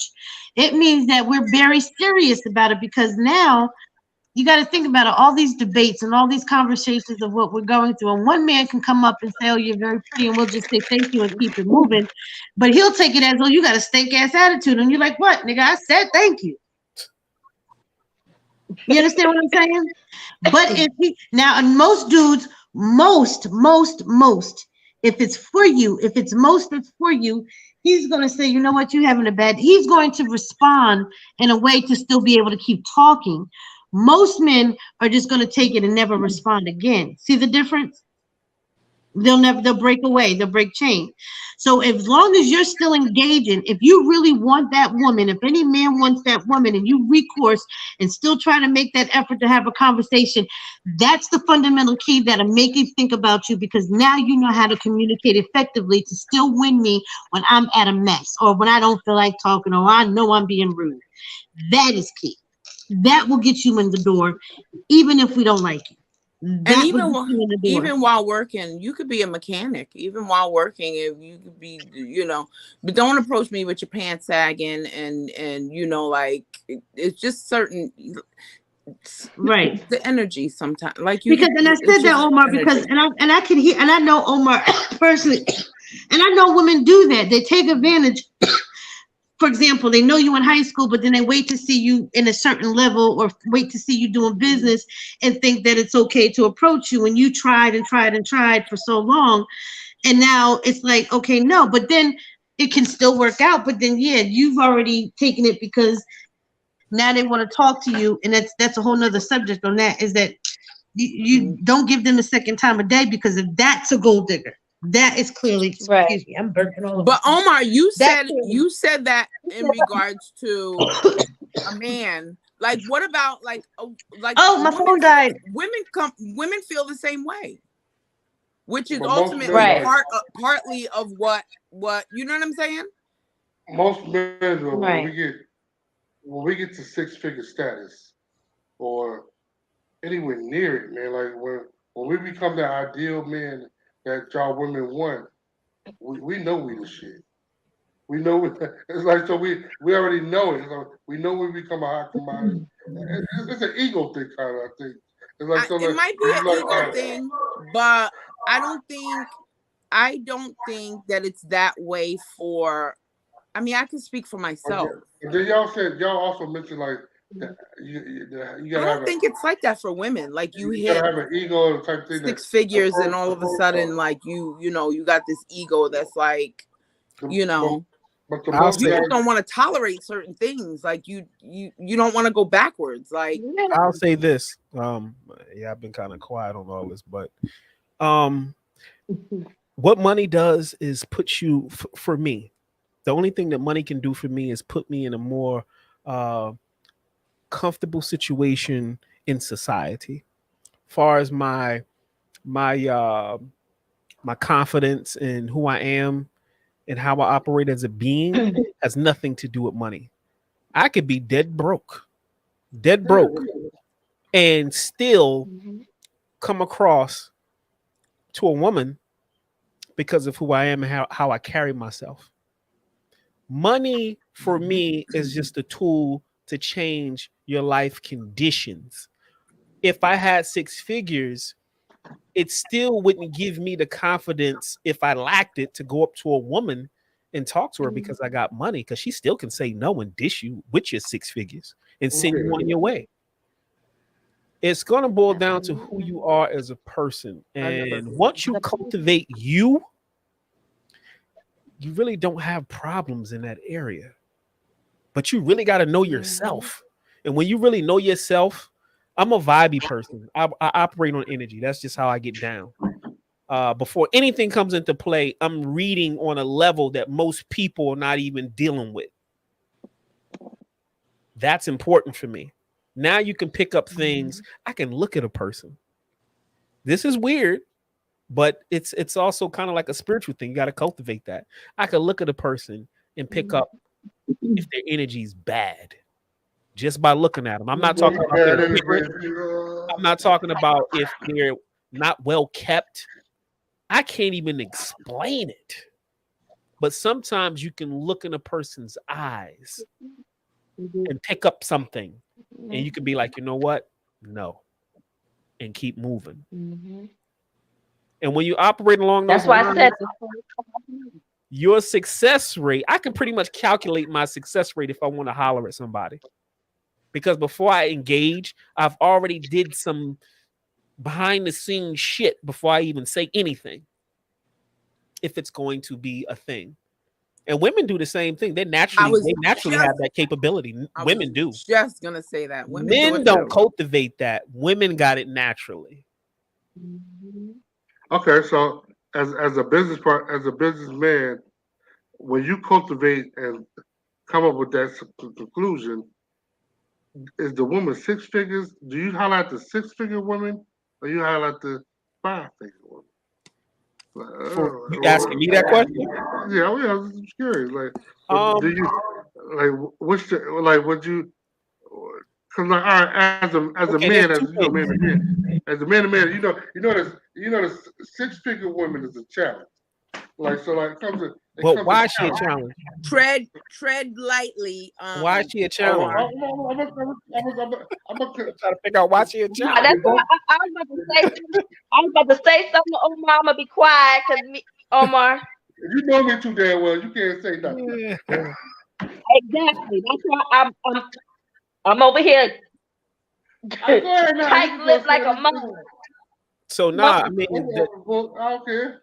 Whatever she feels. So if she got 6 figures, I mean, but here's the thing: if she got 6 figures, you don't know that. Like they said earlier, you don't talk about finances in the first 5 to 10 minutes of your conversation. You don't know what a person got. But you still have to get past. That's what I'm trying to explain to most women. Most women have in their head though, like when they go we all go off appearance, but and look. You can't say most. Don't say most. What did he say? What did he say about the majority? I said the majority. You said most women go for. I forgot, but something we most know. A lot of women do go for it. Like I said, for me, I said, within the first couple of minutes, I get that feel, that vibe, or whatever. I like Dre said, we don't even know what they're making in that first conversation. The first thing I ask, well, how much you make? No, it's like what's coming out his mouth, whatever's coming out, and how I feel when I'm either in front of him or having a conversation. Then I could he this one is about something. You know what I mean? Might be maybe I could work with it. Maybe I can't. Okay. Sorry, guys. I had technical difficulty. Do you know I'm gonna have to go out and get all new chargers for all devices? It seems like they're all not charging at this. Like this phone's charger is not working. This phone's charger is a tablet. So it's like I gotta hold the charger in place on all devices or it dies. So I'm back. Sorry. Can you see me? So yeah, you gotta yeah. You know, it's a personal thing. You know, if you just in a crapshoot, then it's gonna be whatever. But I've eliminated that aspect of my life when it comes down to just blindly dealing with people. You really got to get yourself together. Once you get yourself together, you know, all that stuff doesn't really come into play. Now I was going to say, there's 2 things. There's 2 elements that I wanted to add to dealing with the figures and all of that. Like Joe said, you have to have a level of foundation because I'm at a stage in my life where I'm not trying to build that in somebody. Right. I'm making 6 figures. I ain't building shit. That's exhausting. That's not to take away from the person. I'm just not signing up for that. And the other thing is it's a spiritual thing. The other aspect is spiritual. So you can get me, we can vibe and we can click on an energetic level. And then when we get to the fundamentals of your foundation, now I have to make a decision. Even though we click, I have to make a decision for me because I might not have the time nor the patience, depending on what else I got going on, if I want to help build somebody from the foundation up. Okay, speaking on the foundation. And that doesn't mean as a woman that you can't. It's just that, like, shit is exhausting. Like, especially if you've been there, done that. Okay, speaking on the foundation. And all of that. Speaking on the foundation, a good question to y'all ladies. What is a good foundation for a man? In your eyes. In each one of your eyes. What's a solid foundation for a man? What he should bring to the table? I think bring to the table, yeah. I mean, for what y'all consider a foundation, what do y'all consider a solid foundation in a man? As you like you said, like everybody looking for that foundation. What is that foundation? The foundation would be like where your goals, your aspirations, where you see yourself in certain. You might not be there when we meet you, and the same for a woman. You might not be there when we where you want to be when we meet you. But he don't have a solid foundation. If he's not there when you meet him, doesn't that mean he don't have a solid foundation? No, but I mean, not having the foundation would be like we meet you. Let's say you approach me or whatever, and I decide, okay, let me talk and entertain this person or whatever have you, and I ask you like, okay, so what you're working on, or you drive a bus, or you're a gas station attendant, a cashier, whatever you are, and like, okay, so what are your plans? Like moving. Huh? I'm trying to get this record deal. What? He's trying to get a record deal at 42. Trying to get at 40. You trying to get a record deal? That's what you're saying. Are you giving a scenario? Now you trying to come on now. You gotta be stable. The foundation is Omar's been an asshole. Yeah, you gotta be stable. Now if this is what he do. If I ain't stable, I'm like, I got 20,000 views on SoundCloud. Once you get to a certain point, you can't really go with the. You have to be, you're too old for that. If you're like a cashier, bus driver, whatever the case is, and I'm asking you, like, let's just say, what your plans are for the next year, or where you see yourself in 5 years, and you haven't even thought about it, or didn't even, damn, like, oh, I ain't sure. I didn't even, then you ain't got no foundation. You don't have no damn foundation. That's a lot of work. That means I have to help you cultivate that. I have to teach you how to set goals. I got to teach you how to set 5-year goals. I got to teach you. I'm not doing all of that. Plus, I'm not doing here's all of that. What makes now it you can have those goals set and haven't accomplished some things yet, but you hustle. Like you're a hard worker. You know what I'm saying? You have certain traits about you that just like pretty much I need to be able to see that it wouldn't be hard for you to, I mean, it might be hard, but I need to be able to see like, damn, okay, in 5 years, he might be he might be onto something. You know what I'm saying? Then yeah, we could do something. Here's what y'all missing though. That's the physical foundation. Yeah, that's the physical. One of the things that supersedes the physical foundation is the mental foundation. Some people might have the foundation set, but mentally and emotionally, they're not ready. They're not there. But it is super hard to build that in a person. I would rather, that mental. So which that's one? Why I said in the very beginning. You know what I'm running. I'm gonna tell that's you why I said in the very beginning, I need to know where your head is. Like I need to know where your head is, because if this don't click with me, then there's no way we can do anything. We can't. I don't care because what your goals I'm constantly we can't do anything. So what's more important? The mental. Okay. What about you, The Tasha? mental. Like, I need to know where your head is. Which one is more important to have? Because it is mental, because it starts their mental, spiritual. Because, like I said, I'm constantly evolving. I'm constantly thinking of the next way so I can get to my next level. And I ain't got time to help you try to figure out what your next level look like, what your next level of elevation looks like. Because I'm already getting up there. Now we can do it together. I would love to have somebody we can do it together. You know what I mean? But if you don't even know, like Joe said, I'm asking you what's your plans for the next You don't even have a 5 years. plan? Effort. What's your plan for next guess what? month? My plan. I would rather take a dude that ain't got no job. I would rather take a dude that ain't got no job, but has a vision and has like this plan of what he wants to do. It might not have the resources to do it, than to take one that has a job and ain't got no vision or plan of what he wants to do. You know what I'm saying? I would rather take I agree. no That I job, agree. but Behind that and help give birth to it. Huh? I said a woman can get behind that and help give birth to it. Of course. But because you can't come to me with no. Yeah. If you see that they are really trying, this is what they really want to do. It. They just ain't had the time to help them, and it's not no hustle. It's passion in it. It's drive in it. It's, you know what I mean. You gotta somebody that has a passion. You can tell, like you can just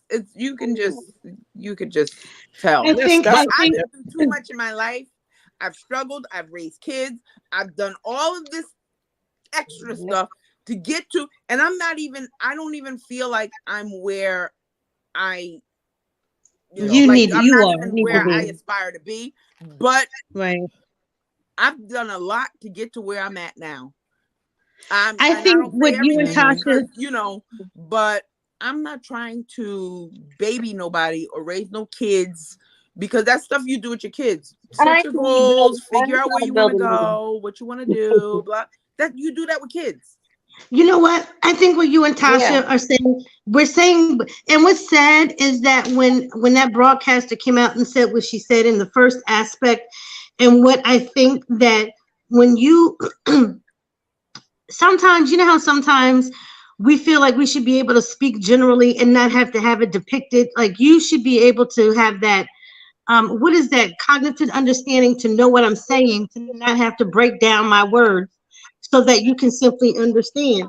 Because what you and Tasha have done is, and that's exactly what the broadcaster was saying, is that I don't want to continually make a place easy for you. So even the fact that I have to say what I have to say, and they attacked her as a gold digger, she came back and clarified that we as a people should not even have to do that anymore. Like, it should be already understood. Like, we're taking each other through trials and tribulations of understanding, when understanding is basically like, like you both said, you have a common ground. We rebirth what you want, but we're not going to make things comfortable because we're in our 50s. And there's now, no more. And I always say this, like right now, like I want to be taken care of. Period. Mm-hmm. Because as like as a woman, like I know there are certain things that come with being a woman and taking care of your man and stuff like that. I want to be taken care of. Now, if you are not able to, because of what you are able. If you don't have the resources to do so at the time that you're trying to gain me as a woman, pause, right, is what you're saying, right? If you don't have the resources, like, it just depends. Like, if there's an attraction there, and you have some sort of vision, goal, whatever have you for your life, and it ain't bullshit. It's just like you gotta, because you can tell. You ask somebody like, okay, what are your plans for the next 3 years or whatever the case is, and they're kind of like, damn, I ain't think of that, or or they have like, what.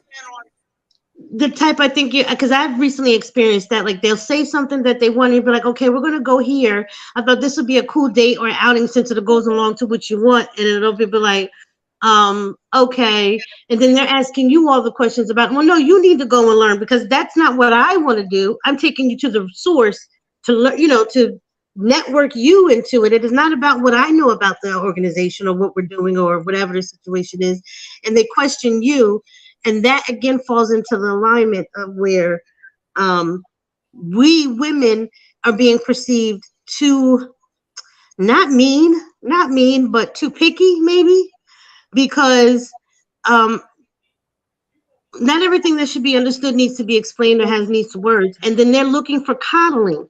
They're looking for something, and we're I don't at the want to point, cuddle. like what you and Tasha are I'll saying, is that spoil. we're beyond that point to try to coddle you and make you comfortable because this shit ain't comfortable for us or you out here. So it's where, yeah, bottom line, yes, we can give you consideration no matter what stage you are in life.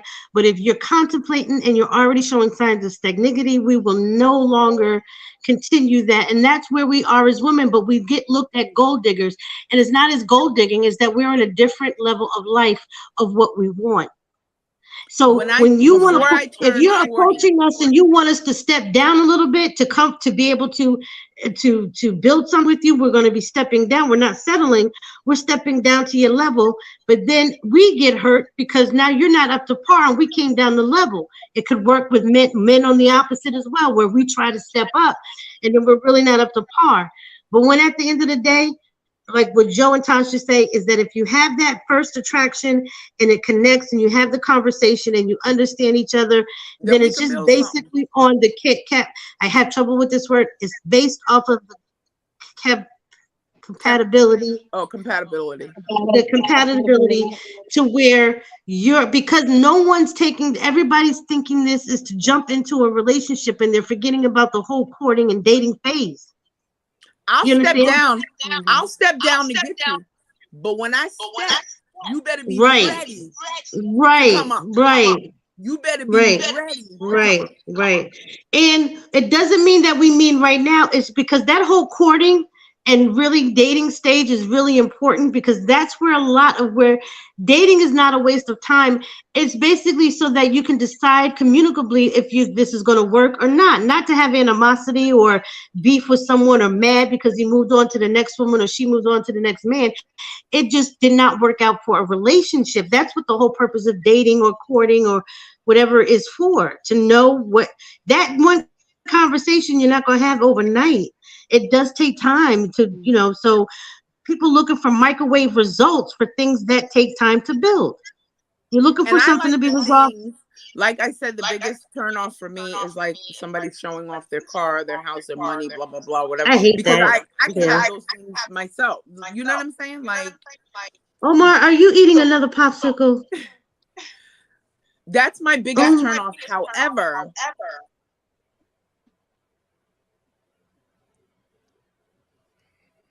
never mind. no, I think I know what you're saying. It's your biggest turnoff, but at the end of the day, that's what you want to see, but don't show me that way. Because you want the money, you want the stability, you want the Y'all see it on accolades, the screen? but you don't want it to be a show off type of thing. I don't want any show off type of, that's the biggest turn off to me. Like, I don't care who, What's up, April? We I have a don't care person who in the it chat. is. Let's Like, get to that's the the chat biggest right turn quick. off. Let's get to the chat right quick. April says, if I thought the way you guys are talking, then I would not have been married to my husband for 25 years. What does that She needs mean? to elaborate a little bit. What do you mean? Yeah, And I'm because not understanding what stepping down means. So you guys address that. Anybody want to So, Joe, I'll do it. So basically, it's not necessarily a settle. So, for example, if you're at a stage in life where you have gone to college, you're mid-level to professional level in your career, and your kids are grown through college, and someone that's coming along and may not be in the same caliber of career or life that you are, but maybe some life circumstances have them where they do have a job, they make good money, and they're a good person, but they're not maybe mid-career as you are, or maybe have not started on their dreams. Women may a step down for a man or woman, where either or doesn't matter, whichever playing field it is where a step down is that you're going to come off your your choice list or your expectation list to give a person a chance, because not everybody makes six figures, not everybody has been to college, not everybody may not be at the same level of life you are, but still may be a good character, maybe a good substantial partner mate with you, a good business partner, but they're just not at the same playing level as you. And it's not necessarily a bad thing to step down. It's basically you're coming to where you're humbling yourself, I should say, to be evenly yoked, so that now you're basically not saying, okay, you got to have six figures to be able to, take care of me and provide for me and my grown kids, or I want to take trips and stuff. This person that's driving a bus that makes $30,000 a year can also get to that level. So your expectation is not to hold him as a person that's in the next office across the hall versus someone at another company making less money. It's a step down to where of your choice list, not necessarily a step down as to human beings and character. You're just Step your down, expectation. humbling your, pretty much Yes, it's humbling yourself. Like, expectation is okay, allowing a person let's to see. come in that is not maybe have gotten surpassed certain things in your life, and you're just not going to hold that person accountable or count that person out because they're not where you are in life.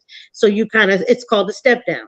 Not to look down on anybody, not to think anybody is less than you are. It's just that, okay, this person maybe was in jail but now has a business or something and just starting out, and you've gotten to college, you got your master's, Or kids are maybe in graduating. jail and I don't Whatever the know, doesn't have situation isn't working whatever anymore. the No. playing field is not level to where one of the parties is making or sacrificing what they've already accomplished to be able to humble themselves to incorporate you into their life is basically what it is. And sacrificing in a sense of like you like basically you're not really a sacrifice, but you're playing, you're taking a chance, so you're rolling the dice, so to speak. She says, I never had standards. Well, standards basically nowadays, because people have different mental, I mean, back then, April, I definitely get it. There are Mm-hmm. certain standards that we did not really need to look in. We just liked each other. We fell in love and we moved forward. That I get 100%, because that's where I say at this point, at the end of the day, all of this becomes is we're looking for love with condition. And I don't want that to come into a part with me personally, where I end up using all this superficial stuff, accolade, income, and all this to determine if I'm going to love you. Because if I fall in love with you within 7 days, or say, or a month or 7 months, and when I fall in love with you, and a lot of times we find out later within the second or third week, or maybe second or third month, really what the person's about and what it does. That means that once you love that person, and once you find out going in that something that could have caused you to not love them, today in 2023, it's kind of difficult to still move forward because it's an omission, but we still can. But at the end of the day, we're not back then, we're now, and it's very serious and very cautious to life itself, because once you start doing those things and not being old school, falling in love for love, then there's other issues. Now that you're omitting things, or now are you a liar? Now is something else going to happen? Are you going to steal my money? Or those other superficial things come into play. But if you stick to the fundamental of getting to know a person without unconditioned, because you know you're going to love the person very shortly, you know you're going to want to be with this person very shortly. It doesn't take rocket science to figure that out. It's the fact that when other stuff starts to come in, but then that's how society has grown to all these, he did this and he did that. My parents have been through hell and high water. But that doesn't mean either, like He said, "What should a woman bring to the what should a woman bring to the table?" Because you have standards. What if, okay, I have all these criterias and things and blah blah blah. Everything I said, I struggled. I don't want to have to build a foundation. Blah blah blah. Oh, I might fall in love with somebody and they don't have a job, and I fell in love with the person. I would do everything in my power to, I mean, you know, of course, if we both fell in, like, you know, we were in love with each other. Like, I'm not just gonna be like, oh, you don't make enough, or you need to get a job, you know, you don't have a job, so whatever have you. Like, basically, if you're in love with the person, or you mesh with the person, you're not just gonna like, okay, this isn't working for me because of whatever have you. Like, that would be, you know, love with conditions or whatever the case is. No. Like you Hold can up. you Yeah, I can't think- help you I can't think- help who you might fall in love with or whatever the case is. That's the dude My you creeping thing around is- with at night. That's all that is. Huh? Right. You can't help who you fall in love with. Your whole idea Right. might be like, okay, everything that I just said. Like I Bro, done we been got through some a feedback. struggle. I went through all of this stuff. So, you know, you at least have to, for me, the mental. The mental. So the question I was, think it's do y'all see the question on the screen? What should a woman bring to the table? Yeah, that's what I wanted to let Joe know, because that when Angie's getting to the point and I see her drive with the question. So, and then it goes into, because if we keep talking about this, it seems like it's always going to be one-sided about what women want, and it's not really all about women. And what that table, first of all, should be a round table. And second, it's not about what a party brings to the table. It's what you both hold together. to flourish. So the table is strictly for the man to provide. The table ain't for anybody else but for the man to provide. And as far as the woman goes, like I'm old school. So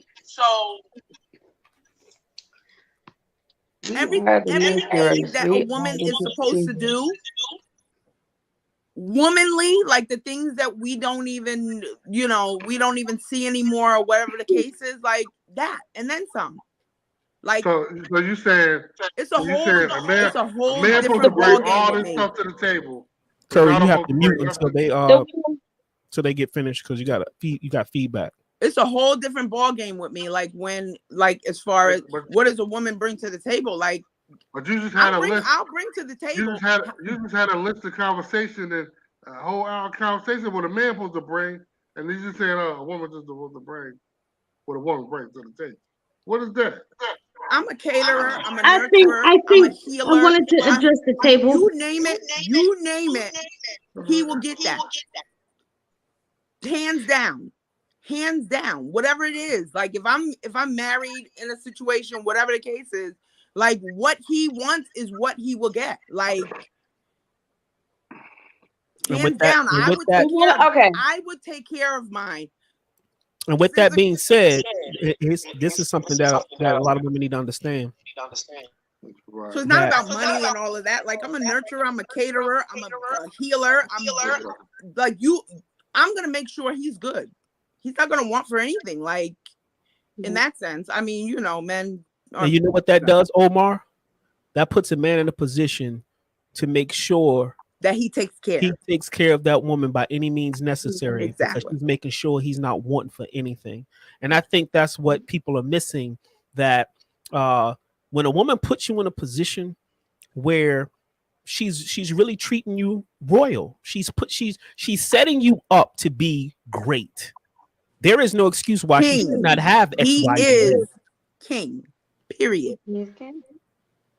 So that puts the energy back in our laps to say, you know what? How could I tell her no? She wants a new car. Let me go figure this out. So going back to that, like I know what I okay. Women, I mean, aside from I personally been in a situation like that. Well, I personally been in a situation that's similar to what you're saying, and it said, so you treat the man like a king, king's palace. Yeah. What happens when I accidentally drop the crown? Like, God damn, I dropped my motherfucking ass. What does that mean? Like, you got to define that. What does that mean? Yeah. I mean, it's like oh yeah. So you go from, what it means? Yeah, explain that. I dropped the crown. What does that mean? Okay. All right, my situation is like, I provided. You make everything. a mistake like, of some sort. The girl, I provided everything. Like, she didn't know what a phone bill was.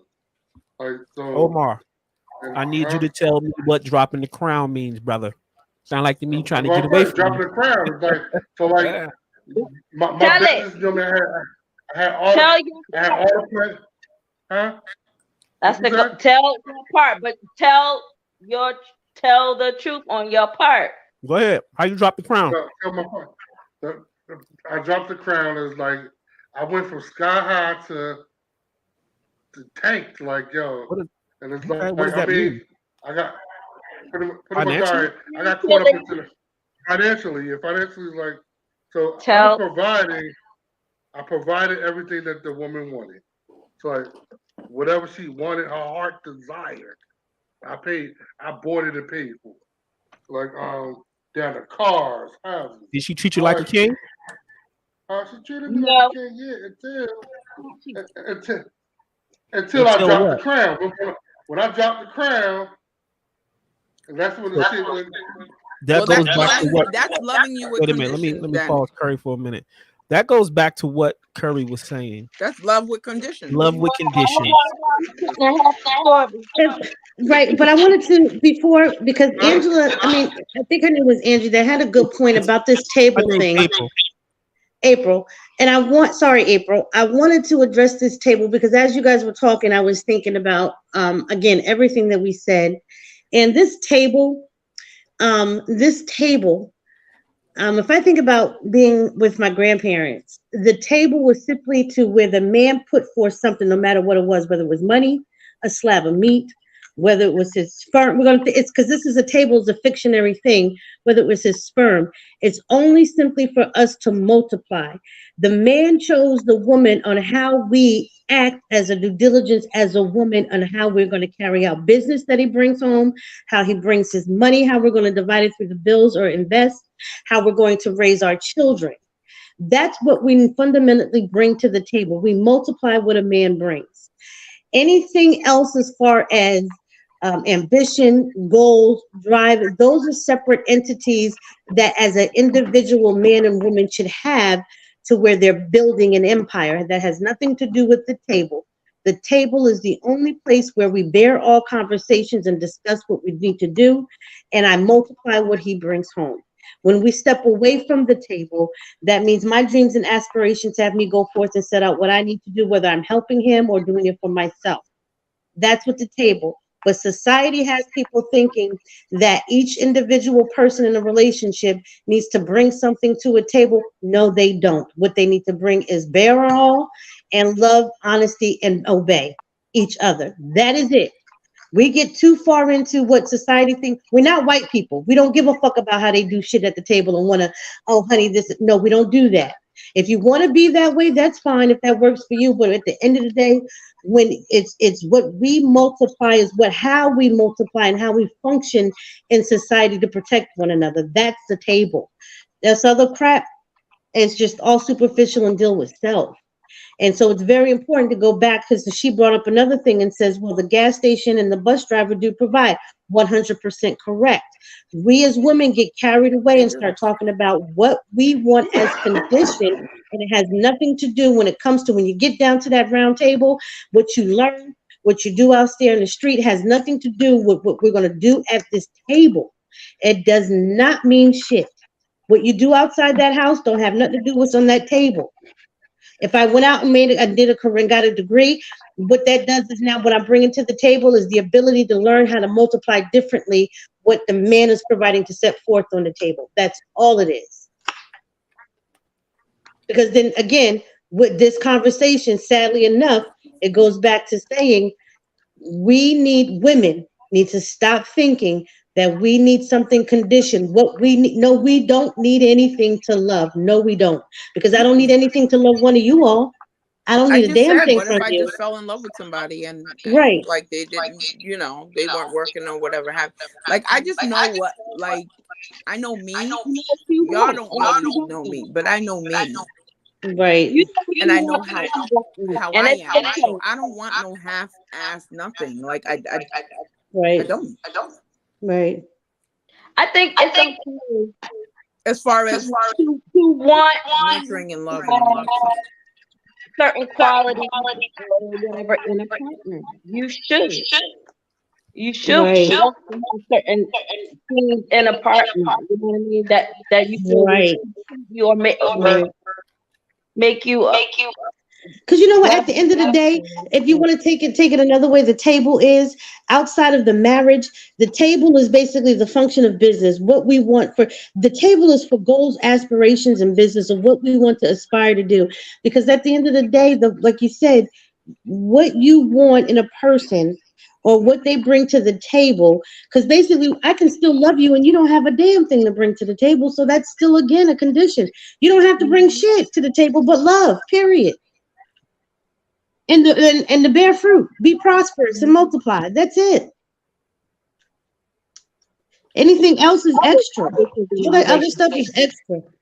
And for man, with Omar, what you were doing, you were literally spoiling the woman. You were giving her all. Not a bad thing, but you probably were doing it where you were not getting your cup filled back in to continue to provide the way. So when you fell short or you fall flat or quote unquote, whatever drop the crown means that woman was no longer in love with you. That's because she was not equipped enough. Y'all didn't meet at the table to discuss, if I ever lose my job, this is what needs to be done at the table. That's why she wasn't loving you and stood by you when you fell flat. That sounds familiar. You didn't bring those discussions to the table in the beginning. That table is for discussion and aspirations. Again, it's not a condition of loving someone in a relationship. We've had the conversation, Omar. You did too much. And you didn't, you know what I mean? You didn't set the standard for her to, give back. It was a one-sided relationship. Created imbalancement. It was a one-sided relationship. I'm not requesting nothing. But it comes like Joanne wanted somebody. Usually, women want you to come in and take care of them. Like I just like so. But I'm not giving nothing. Understand? There's nothing wrong with that. Just allow me to take care of them too. But when I say that, understand, like if I'm not requesting anything that I can't do. I'm not requesting anything that I can't do. I don't request much either. No, I'm just saying, like you saying that me wanting somebody, like if I had to be the provider, I could do that. All right. Easily. You understand what I'm saying? Like, so I'm not requesting anything that I can't do. It's just mental. He has a goal. He has goals. His head is. You know what I was just thinking, guys. You know what I was just thinking, that I think everybody, again, because it's all preference as to what we want out of life, and when at the end of the day, it is preference. Yeah, it's a social preference, and where we get to the preference of where we are is through experience and what we've been through and the trials and tribulations and how we move forward. And at the age that we are, we've learned a little bit. We learned what we want. We learned what we're not. We learned what we're going to tolerate or not tolerate. But if we just gave yourself a self-experiment, I mean, whether you're looking for a relationship or not, but to just take people, just for example, the experience that you and I all went through with the text message, to love someone outside of the circle that same way, because that's where we don't practice really what we preach or do. We don't love everyone the same. It's different levels and conditions. And that's where I think when you have your immediate circles is to, because again, like April said, you do have marriages that are 25 years plus. My parents are over 50 something years together. When you take out common denominator things, what is understood does not need to be explained within that union. How that union works is how that, it may not be the same for another union or another couple. And so what we want for ourselves, again, that's a private self thing. When we start to voice that, that gives the other people or other team opportunity to dissect what you're saying you want and conform it to what a negative or a positive, to whatever outlook they want to put it in. And what we know is not fair is what we all need to do is just love. And whether you know that you're Right. The without the dissection, understanding, whether negative or positive, is being dissected without understanding. Now, how you eliminate that is the dissection is keep that private between you and the person that you're trying to build with. It doesn't, your experience and your reasoning does not need to go unless it's a teaching moment, but it really at the end of the day, to avoid all of the negative rigmarole, is to say that I love you without condition.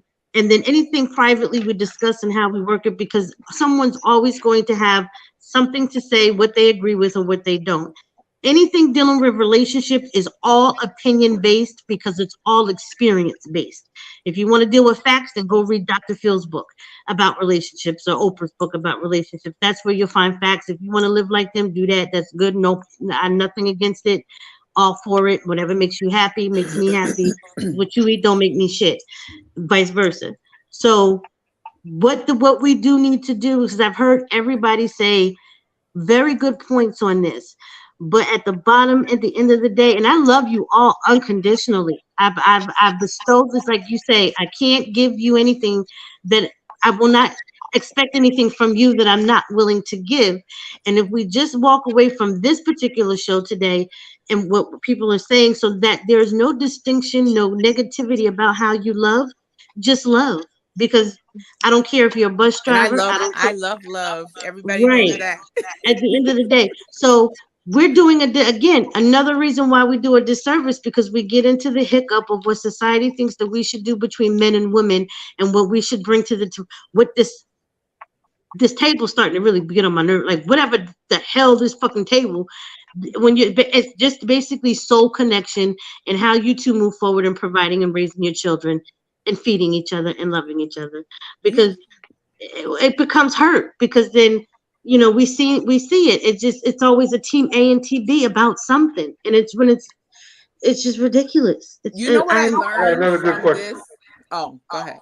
Another good question, as being at the position where we are at currently, at the age we're at currently, do you feel that you're capable enough to have somebody else come and intertwine into your space? Because I recently, I recently went on had a situation, and so the situation is, we was fine until we spent the night with each other, and it's just like I slept. I not tell all the business, but I slept in bed, got up, got some ice. Boy, she snapped like a motherfucking rattlesnake at me, like, nigga, why you moving? Like, it's like, I can't go to the bathroom and shit. Yeah, sometimes. And the whole night went like that. Like, I took a drink of water. Where that? You moved again? Like that, damn. That's traumatizing. I'm like, oh no, this is not gonna work. Yeah, sometimes in relationships, people don't do good when they cohabitate, but they do excellent in their own space. I don't agree. I said something. Some. I thought you said in relationships. At our age, you're trying to intertwine into another relationship, or see another relationship like them. Like, can I have somebody into my space? Can another person come into your home? Right. Well, now? that to be honest with you, Omar, that particular thing, that person, that's a thin line, a fine line, because I'm in a situation. I'm today years old, and I'm loving where I enjoy my space. A relationship would be good, like Dre said, but maybe now, because of my experience, I personally learned to take my time before cohabitating, because you need to come out of that comfort zone and be able to share space. And before I do that, I have learned now to take up my white rugs and maybe get some neutral gray, get rid of those types of things. I'm getting ready to become cohabitant, because the way I live by myself is different, and I can't expect someone to come in and live with me that way. That's from being single a long time. So that just means that I'm single, so my space is my space, and you can't come up in here and change shit around, because if we're going to be in a relationship, we're not cohabitating, we're in a relationship. Doesn't mean we cohabitate. So you're right. You have to be ready. Me personally, if I'm going to get into a relationship, and when I get into a relationship, once we make that decision to cohabitate, I now have to change the functionality of my space to make it cohabitable for both, not one. So I'm not uncomfortable when he walks in with his work boots on my white carpet. That's common sense. Mm. Don't expect a woman to come into your space and you've not ready your space to be a cohabitant. That's common sense. You're setting yourself up for failure. Well, he I'll be can't setting help that myself he up for moves in the bed at night. no, I'm in general speaking, because I'm I just would be kidding. setting myself up for failure No, for to have a real. man move in with me and he works construction and he comes off and take them concreted rugs clothes off on my white fur rug. I'm having a fit. So to avoid that, I'm not ready to cohabitate with I mean, you. but I'm saying, like I said, like Joanne says, sometimes y'all been single for so long, y'all don't know how to, That's y'all why I'm don't know how asking if it's Yeah, yeah. to cohabitate. Like, yeah, it's like, I mean, like she gonna share the cover. Like, I like that. You need your own blanket. Like, can I get my own blanket? Can I get some blanket? Like, took the well, maybe blanket. that was, well, see, Omar, for you, that was the test run. Huh? That was the test run for you. That was the I test. ran her ass up out of there too. But we ain't last the whole night, yo. I was like, yeah, like nah, like for real. It got to like 4 in the morning. I'm sitting there like, damn, I can't fucking move. I can't grab it. I can't So get a drink of water.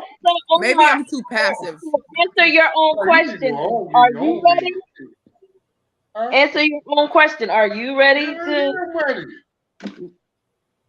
It's I'm it's gonna ready. boil down to compatibility at the end of the day. So Your common sense is 50-50. relationship is not cohabitating. If you want a relationship, you want a relationship. Eventually, the relationship will grow into cohabitating. But common sense is man or woman should who the decision to whose place they're living in is to ready it to be cohabitable. It does not make sense to do that until you do, because again, it will not make sense for me to move a man in here and not have it comfortable for him, and it's an all white and looking girly, and that's not fair to the mate.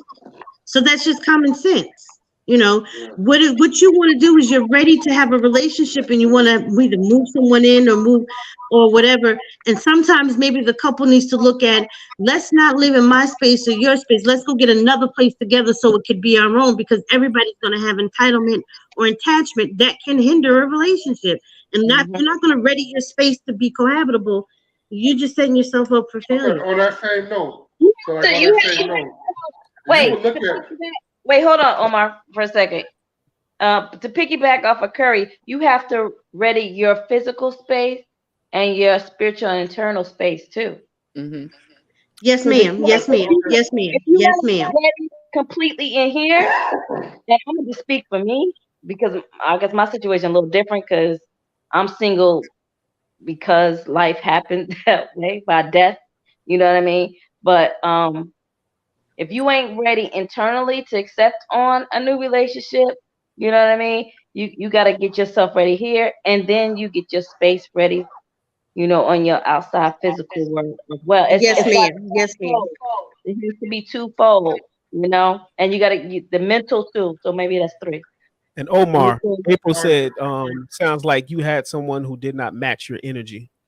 Exactly. nah, we would go. Hold on, I No, agree, we went to April. school I all the way. agree. If that's I what it sounds like, agree. agree. Exactly. We were I we agree. were But we see, was with cool Omar, all the way till I'm we gonna speak we because was Omar is cool my all the me way and till we Omar fell have been asleep. friends. Omar, quiet. Shh.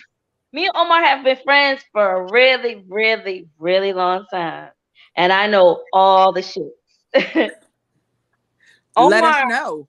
he, I'm not gonna give him up, but as a friend, as a dear friend of Omar, We can write the book. he I wants need to rights love. to it. Quiet. He loves. He wants to love. He loves to love. He don't find the right women that will match his energy because That's Omar that's is just so giving, and it pains me because I'm like, Omar, I can see this chick ain't it. But he want to be loved so bad, or he wants to love so bad that he don't see it until it's too late, and then you end up getting used or getting hurt or whatever it is, and I be so mad, and I be like, You know what, Tasha? because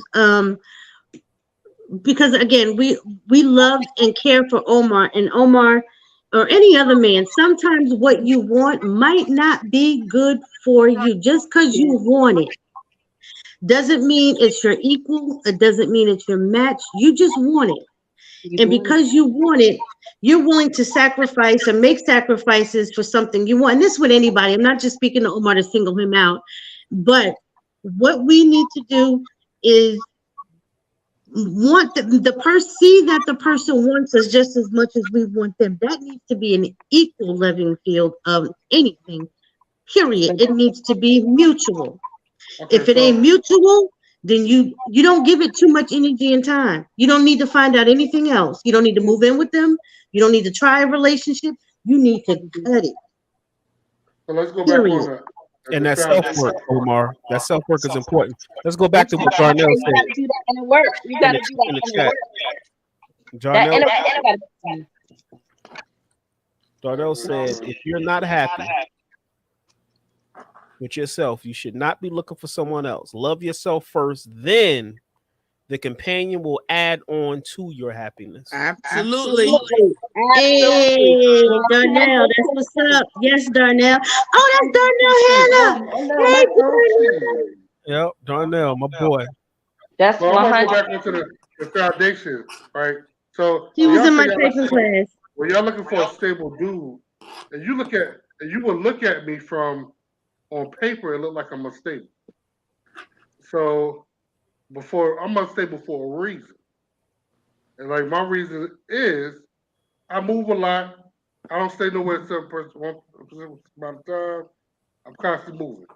So like I'm doing that because I'm trying to find out what area I want to stay in. I don't know. I like hot, cold, or I'm going so forth. I know I like hot.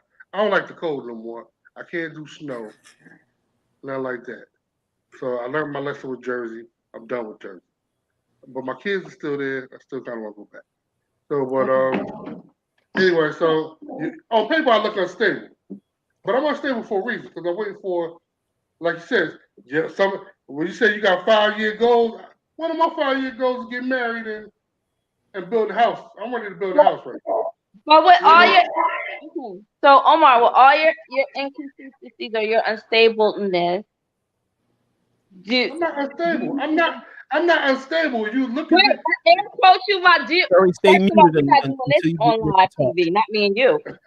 We're all unstable somewhere. But what I'm saying is, do you think it's fair for that other person to be like, okay, do you think it's fair to enter somebody's life knowing you're not where you want to be and expect them to? I'm sorry. I wanted to be. Right now, to this day, I'm where I want to be at. In this current moment. But you, like you said, you like to bounce around a lot. Oh yeah, I would like to be in Dominican Republic on the beach, chilling in some boxes. No, you know what we just. That's not what you said, and that's not what we're talking about. What is it like? Where I want to be at? Financially, I'm straight. I'm talking about in your life because you move around. I move around because I don't know where I want to stay at. That's what I'm saying. Do you think it's fair? God, this is what we do. But that's where it comes to. That's where it comes to. The next woman I get involved with, we're going to build a house together. Where the fuck she want to stay at? I don't give a fuck. But you need to know. You need to know where you want to be. Garage, I can put my trucks in the driveway, and I got somewhere to barbecue in the backyard. But listen, Omar, you need to know where you want to be because what if you're in Ohio and you meet this woman and you think she's gonna be the one, but she live in West Palm Beach somewhere? Then what? You need to figure out where you like, huh? But again, I go to West Palm Beach. But do you know what? But you know what you're doing now. You're doing something for somebody else, like you always do. I get what Tasha's trying to say. I'm simple. I'm very simple. I'm simple. Like I'm like okay. When you ask me, like I can live anywhere. I can live anywhere because I can live anywhere. What No, Tosh is saying is that the fact that you bounce around, like you. I love you, Omar. I love you, Omar. I love you. I don't want to be a. I'm just trying to get you to have a different mindset, and you know what I mean, on certain things, because you posed a question, but I'm asking you to pose that same question to yourself. You know what I mean? So what Omar is doing is setting himself up to be in position for someone else. Now, this is different. He's a beta male. And what he is wanting to do is cater to the one he loves. That's what he enjoys. He enjoys making a woman happy. And so what that ends up being is that you enjoy making them happy. Don't be upset. Listen.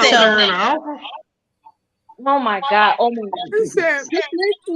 Everybody can be an alpha. I'm an alpha. She's saying you're alpha. So what I said was, yes, Omar, that means you're beta. Okay. And because you're beta, the reason why you're beta is because what's going to contingent to what you provide is what she wants. That means you're catering to her. And that's not a bad thing, right? So sometimes, like when you say, I want to move here and I want to move here, but it's not appropriate to say that you want a relationship and you want a woman to look at you in this way, but then you're gonna, again, that goes to self-preservation and realizing what you are. The first thing you're gonna need to understand that that's a beta trait. There's nothing wrong with beta. Beta just means you're into catering. That means where my woman wants to live, I'm going to make sure that happens. She wants this, I'm going to make sure that happens. I'll live here, and if my woman wants to live here, because what you're doing is you want to be in a position that's going to make you sub-alpha in the circle of YouTube, if that makes sense, because you want to be sole provider. You're going to have to find a woman that is willing and wanting to be able to make you move. And a lot of us nowadays goes back to the conversation is where I don't want to give everything to a man where if he can't just do it. So again, since you want to be beta, you don't need to ask a question about what a woman wants and what she wants to do. Just do it. Don't ask no questions. You live in Florida, woman, you get a woman that's in Florida. She wants to live there. You build a house in Florida and you live there. And you cater to her. You're going to be beta. You can't be asking 100 important questions down the line of what you want, because that's annoying. What you need to do is just start providing to the woman that is your equal at that point, that understands that you're the provider and sole provider, and you're willing to do that. Some women consider that soft. And so your attraction might be alpha female, and that just don't mix. And that's where the problem comes in. Thank you, Karen. I don't know that alpha business. And that's all he got out of the whole conversation. You know what I was thinking? I was gonna say, why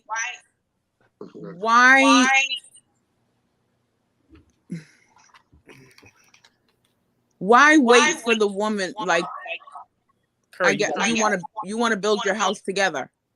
I mean, why wait for the woman? Why wait for the woman? All right. Why wait for the woman? Why not just build your house? I'm about to break it down to you. So the reason why I wait, I played the alpha role, was you said, build this, build that, build that. So you get to then you take to then you pick, then you choose, then I choose the woman I want, and we get there, she don't want to be there.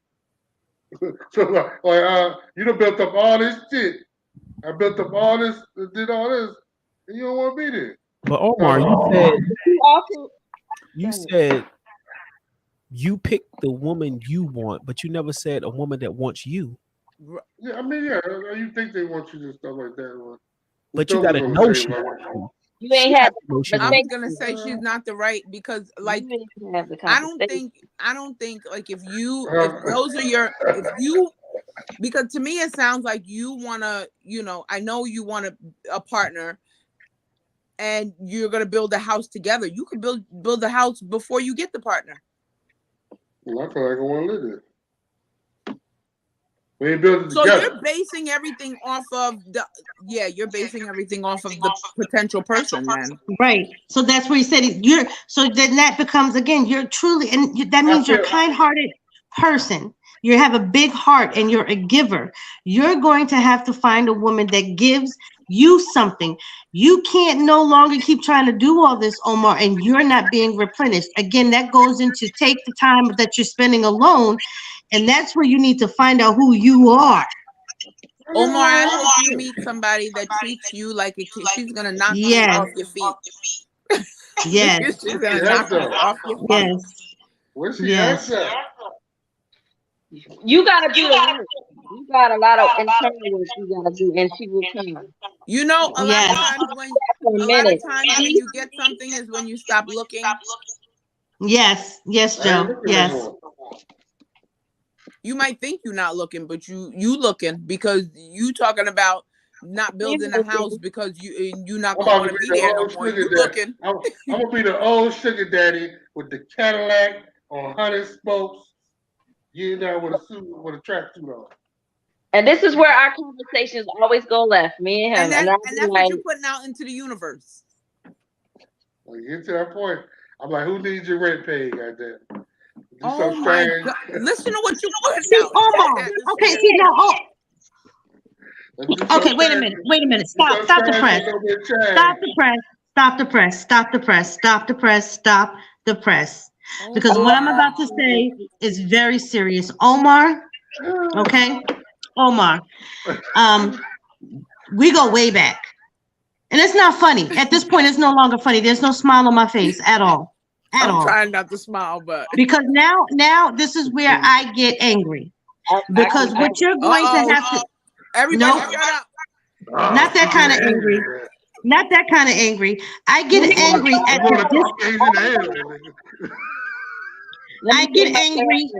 I get angry at the displacement and the dysfunction that what you think you want, and then you say something that doesn't align with what you say you want. So if you want something, Omar, okay, it ain't about what you have. It ain't about your money. Okay.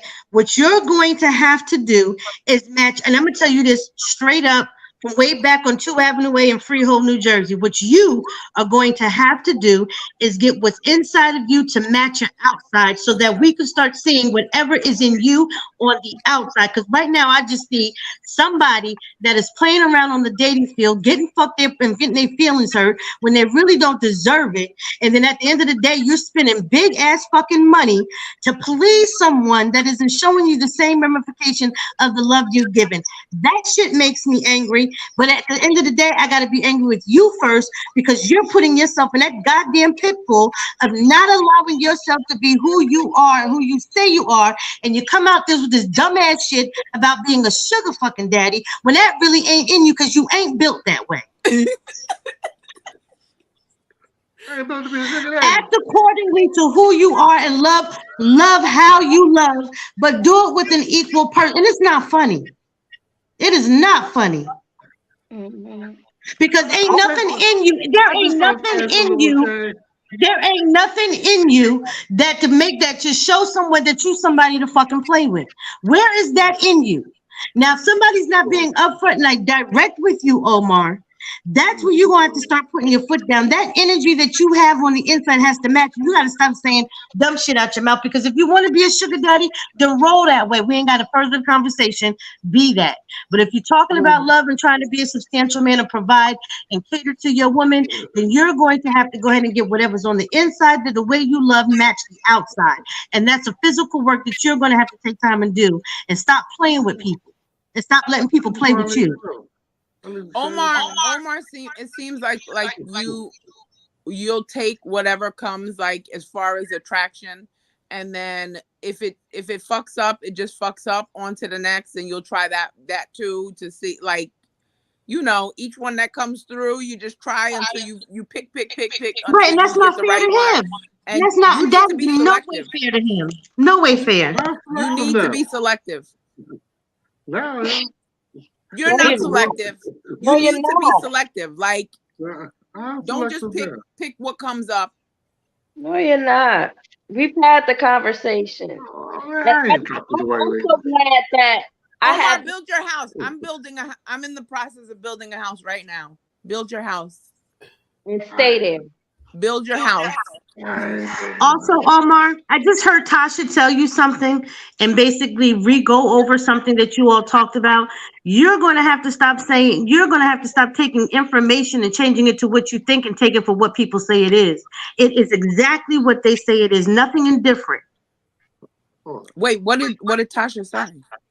She went over something about what they talked about on how his character is and what he doesn't. And he was like, but I do. No. And he changes it around. You have to take what people, what you are. Yeah, you can't convert what that is.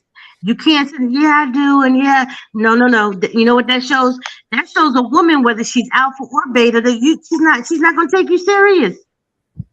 Anybody watching this podcast right now just saw that conversation interact with you and Tasha and know that even if you like them, they still not going to take you serious. That's fucked up. That's Omar, you going to meet somebody that's she going to knock you off your feet. She's going to knock you off your feet. I believe that for you. Well, I believe it too. Yeah. Well, ladies and gentlemen, we have ran 2 hours. We need to call this the Omar Show. Hey, boss, can you edit the first part of the live though? Gotta leave that in there. Dre is such a jerk sometimes. Just in time. I said, I got the number, and I looked and I said, oh, this is what we talking about? Okay. Yeah, I did that on purpose because the conversation was getting juicy. I was like, man, I'm gonna hit the live button. We need to get this. And I didn't notice until you said until we get up before we get on live. And I looked and I'm like, Joe, because I happened to look over at his face, and when I saw him look over to it, and I was like, I bet you he did, but I didn't look up to see the live thing because I saw his face when he did it. Get on live. And he dirty for that. And I was just going to send you some lemon cupcakes and everything. And look what you did. Hey, y'all. But you didn't answer the question that we got when you just found out about. Do you actually sit and spin and boot? You do the split and spin around? We're going That's why I call the sit and spin. You a bad motherfucker. Sit and spin. Y'all crazy. What April? You can spin from doggies. You can spin from cowgirl back to the ball. That's why it's called the sit and spin. Damn, boy, you a bad. Somebody's saying something. What they say? I have glasses on and I still can't see. You cannot control the universe. Whatever happens. Yeah. This is true. But you can also, that's true, but you can also attract things in the universe, negative or good. We can't control it, but we can bring some stuff to us. We can attract, you know what I mean? The law of attraction is very real. Whatever you push out, you can definitely get back. So I've been trying to, and it's not the power of the tongue, honey. The power of the tongue. This wasn't Omar, me and you go way back. It wasn't to bash you. It's just I've been trying for years to get you to change how you. Oh, so this ain't a new thing, Omar. You've been on this for a minute. Teddy bear, apparently. Is Omar a teddy bear, Tasha? Omar is really, really, really sweet. He really is. He's an asshole sometimes. But that's just our dynamic. Asshole tendencies. Yeah, that's just our dynamic, right? That's just me and him. But Omar is really a good guy. He has a good heart. He just needs to. What? I'm being truthful. He just needs to he needs to listen to people. And then when he deflects, he changes, he'll say the stupid shit that he just said because he's feeling some kind of way. So he'll try to make a joke out of something. He'll try to lighten the conversation, instead of really hearing what we're trying to say. And I'm like, Omar, I'm dead ass. If you want this, you could get it, but you got to do this, and that. And why is this? Whatever our conversations are, I'm never gonna tell your personal business outside. I'll let you tell your own. But we've had conversations. And him being my friend, I hate some of the conversations. I hate hearing, well, this one did this and this one, and I know where his heart is, and I know what the last name is Flowers, so he a good dude. He yeah. He got a Those list are Yeah, he's a powers. teddy bear. You can put all my business in the street, shit. I'm on the run, nigga. No, That's he funny. is. He is a teddy bear. He gotta do I'm on the. He my gotta business do in the the work. street. Drake, call Iyanla and put her on the next show. Man, I fuck wish I no, I ain't could. going on like that. Most definitely. You don't Shit, need Ayanla. Y'all got me. I was about to say, Curry. Yes, we do. Yes.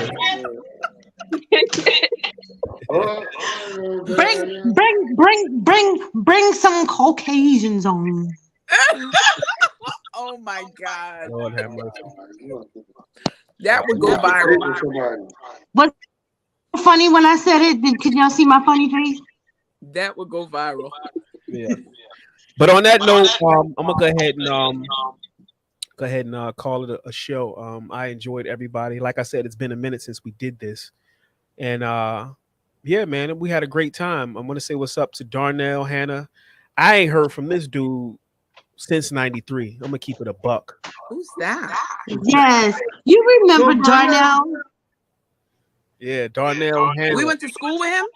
Yes. He was in my Miss Pinckney's and he was in my data entry and typing class with Miss Pinckney, and I forget the other short little data entry teacher. But I used to try to cheat off Darnell, and he would only let me cheat a little bit. But he used to type faster than me. And I used to I don't know who that is. I was like, Good seeing y'all. Be well. Oh, Yeah, man, Darnell. That's my boy.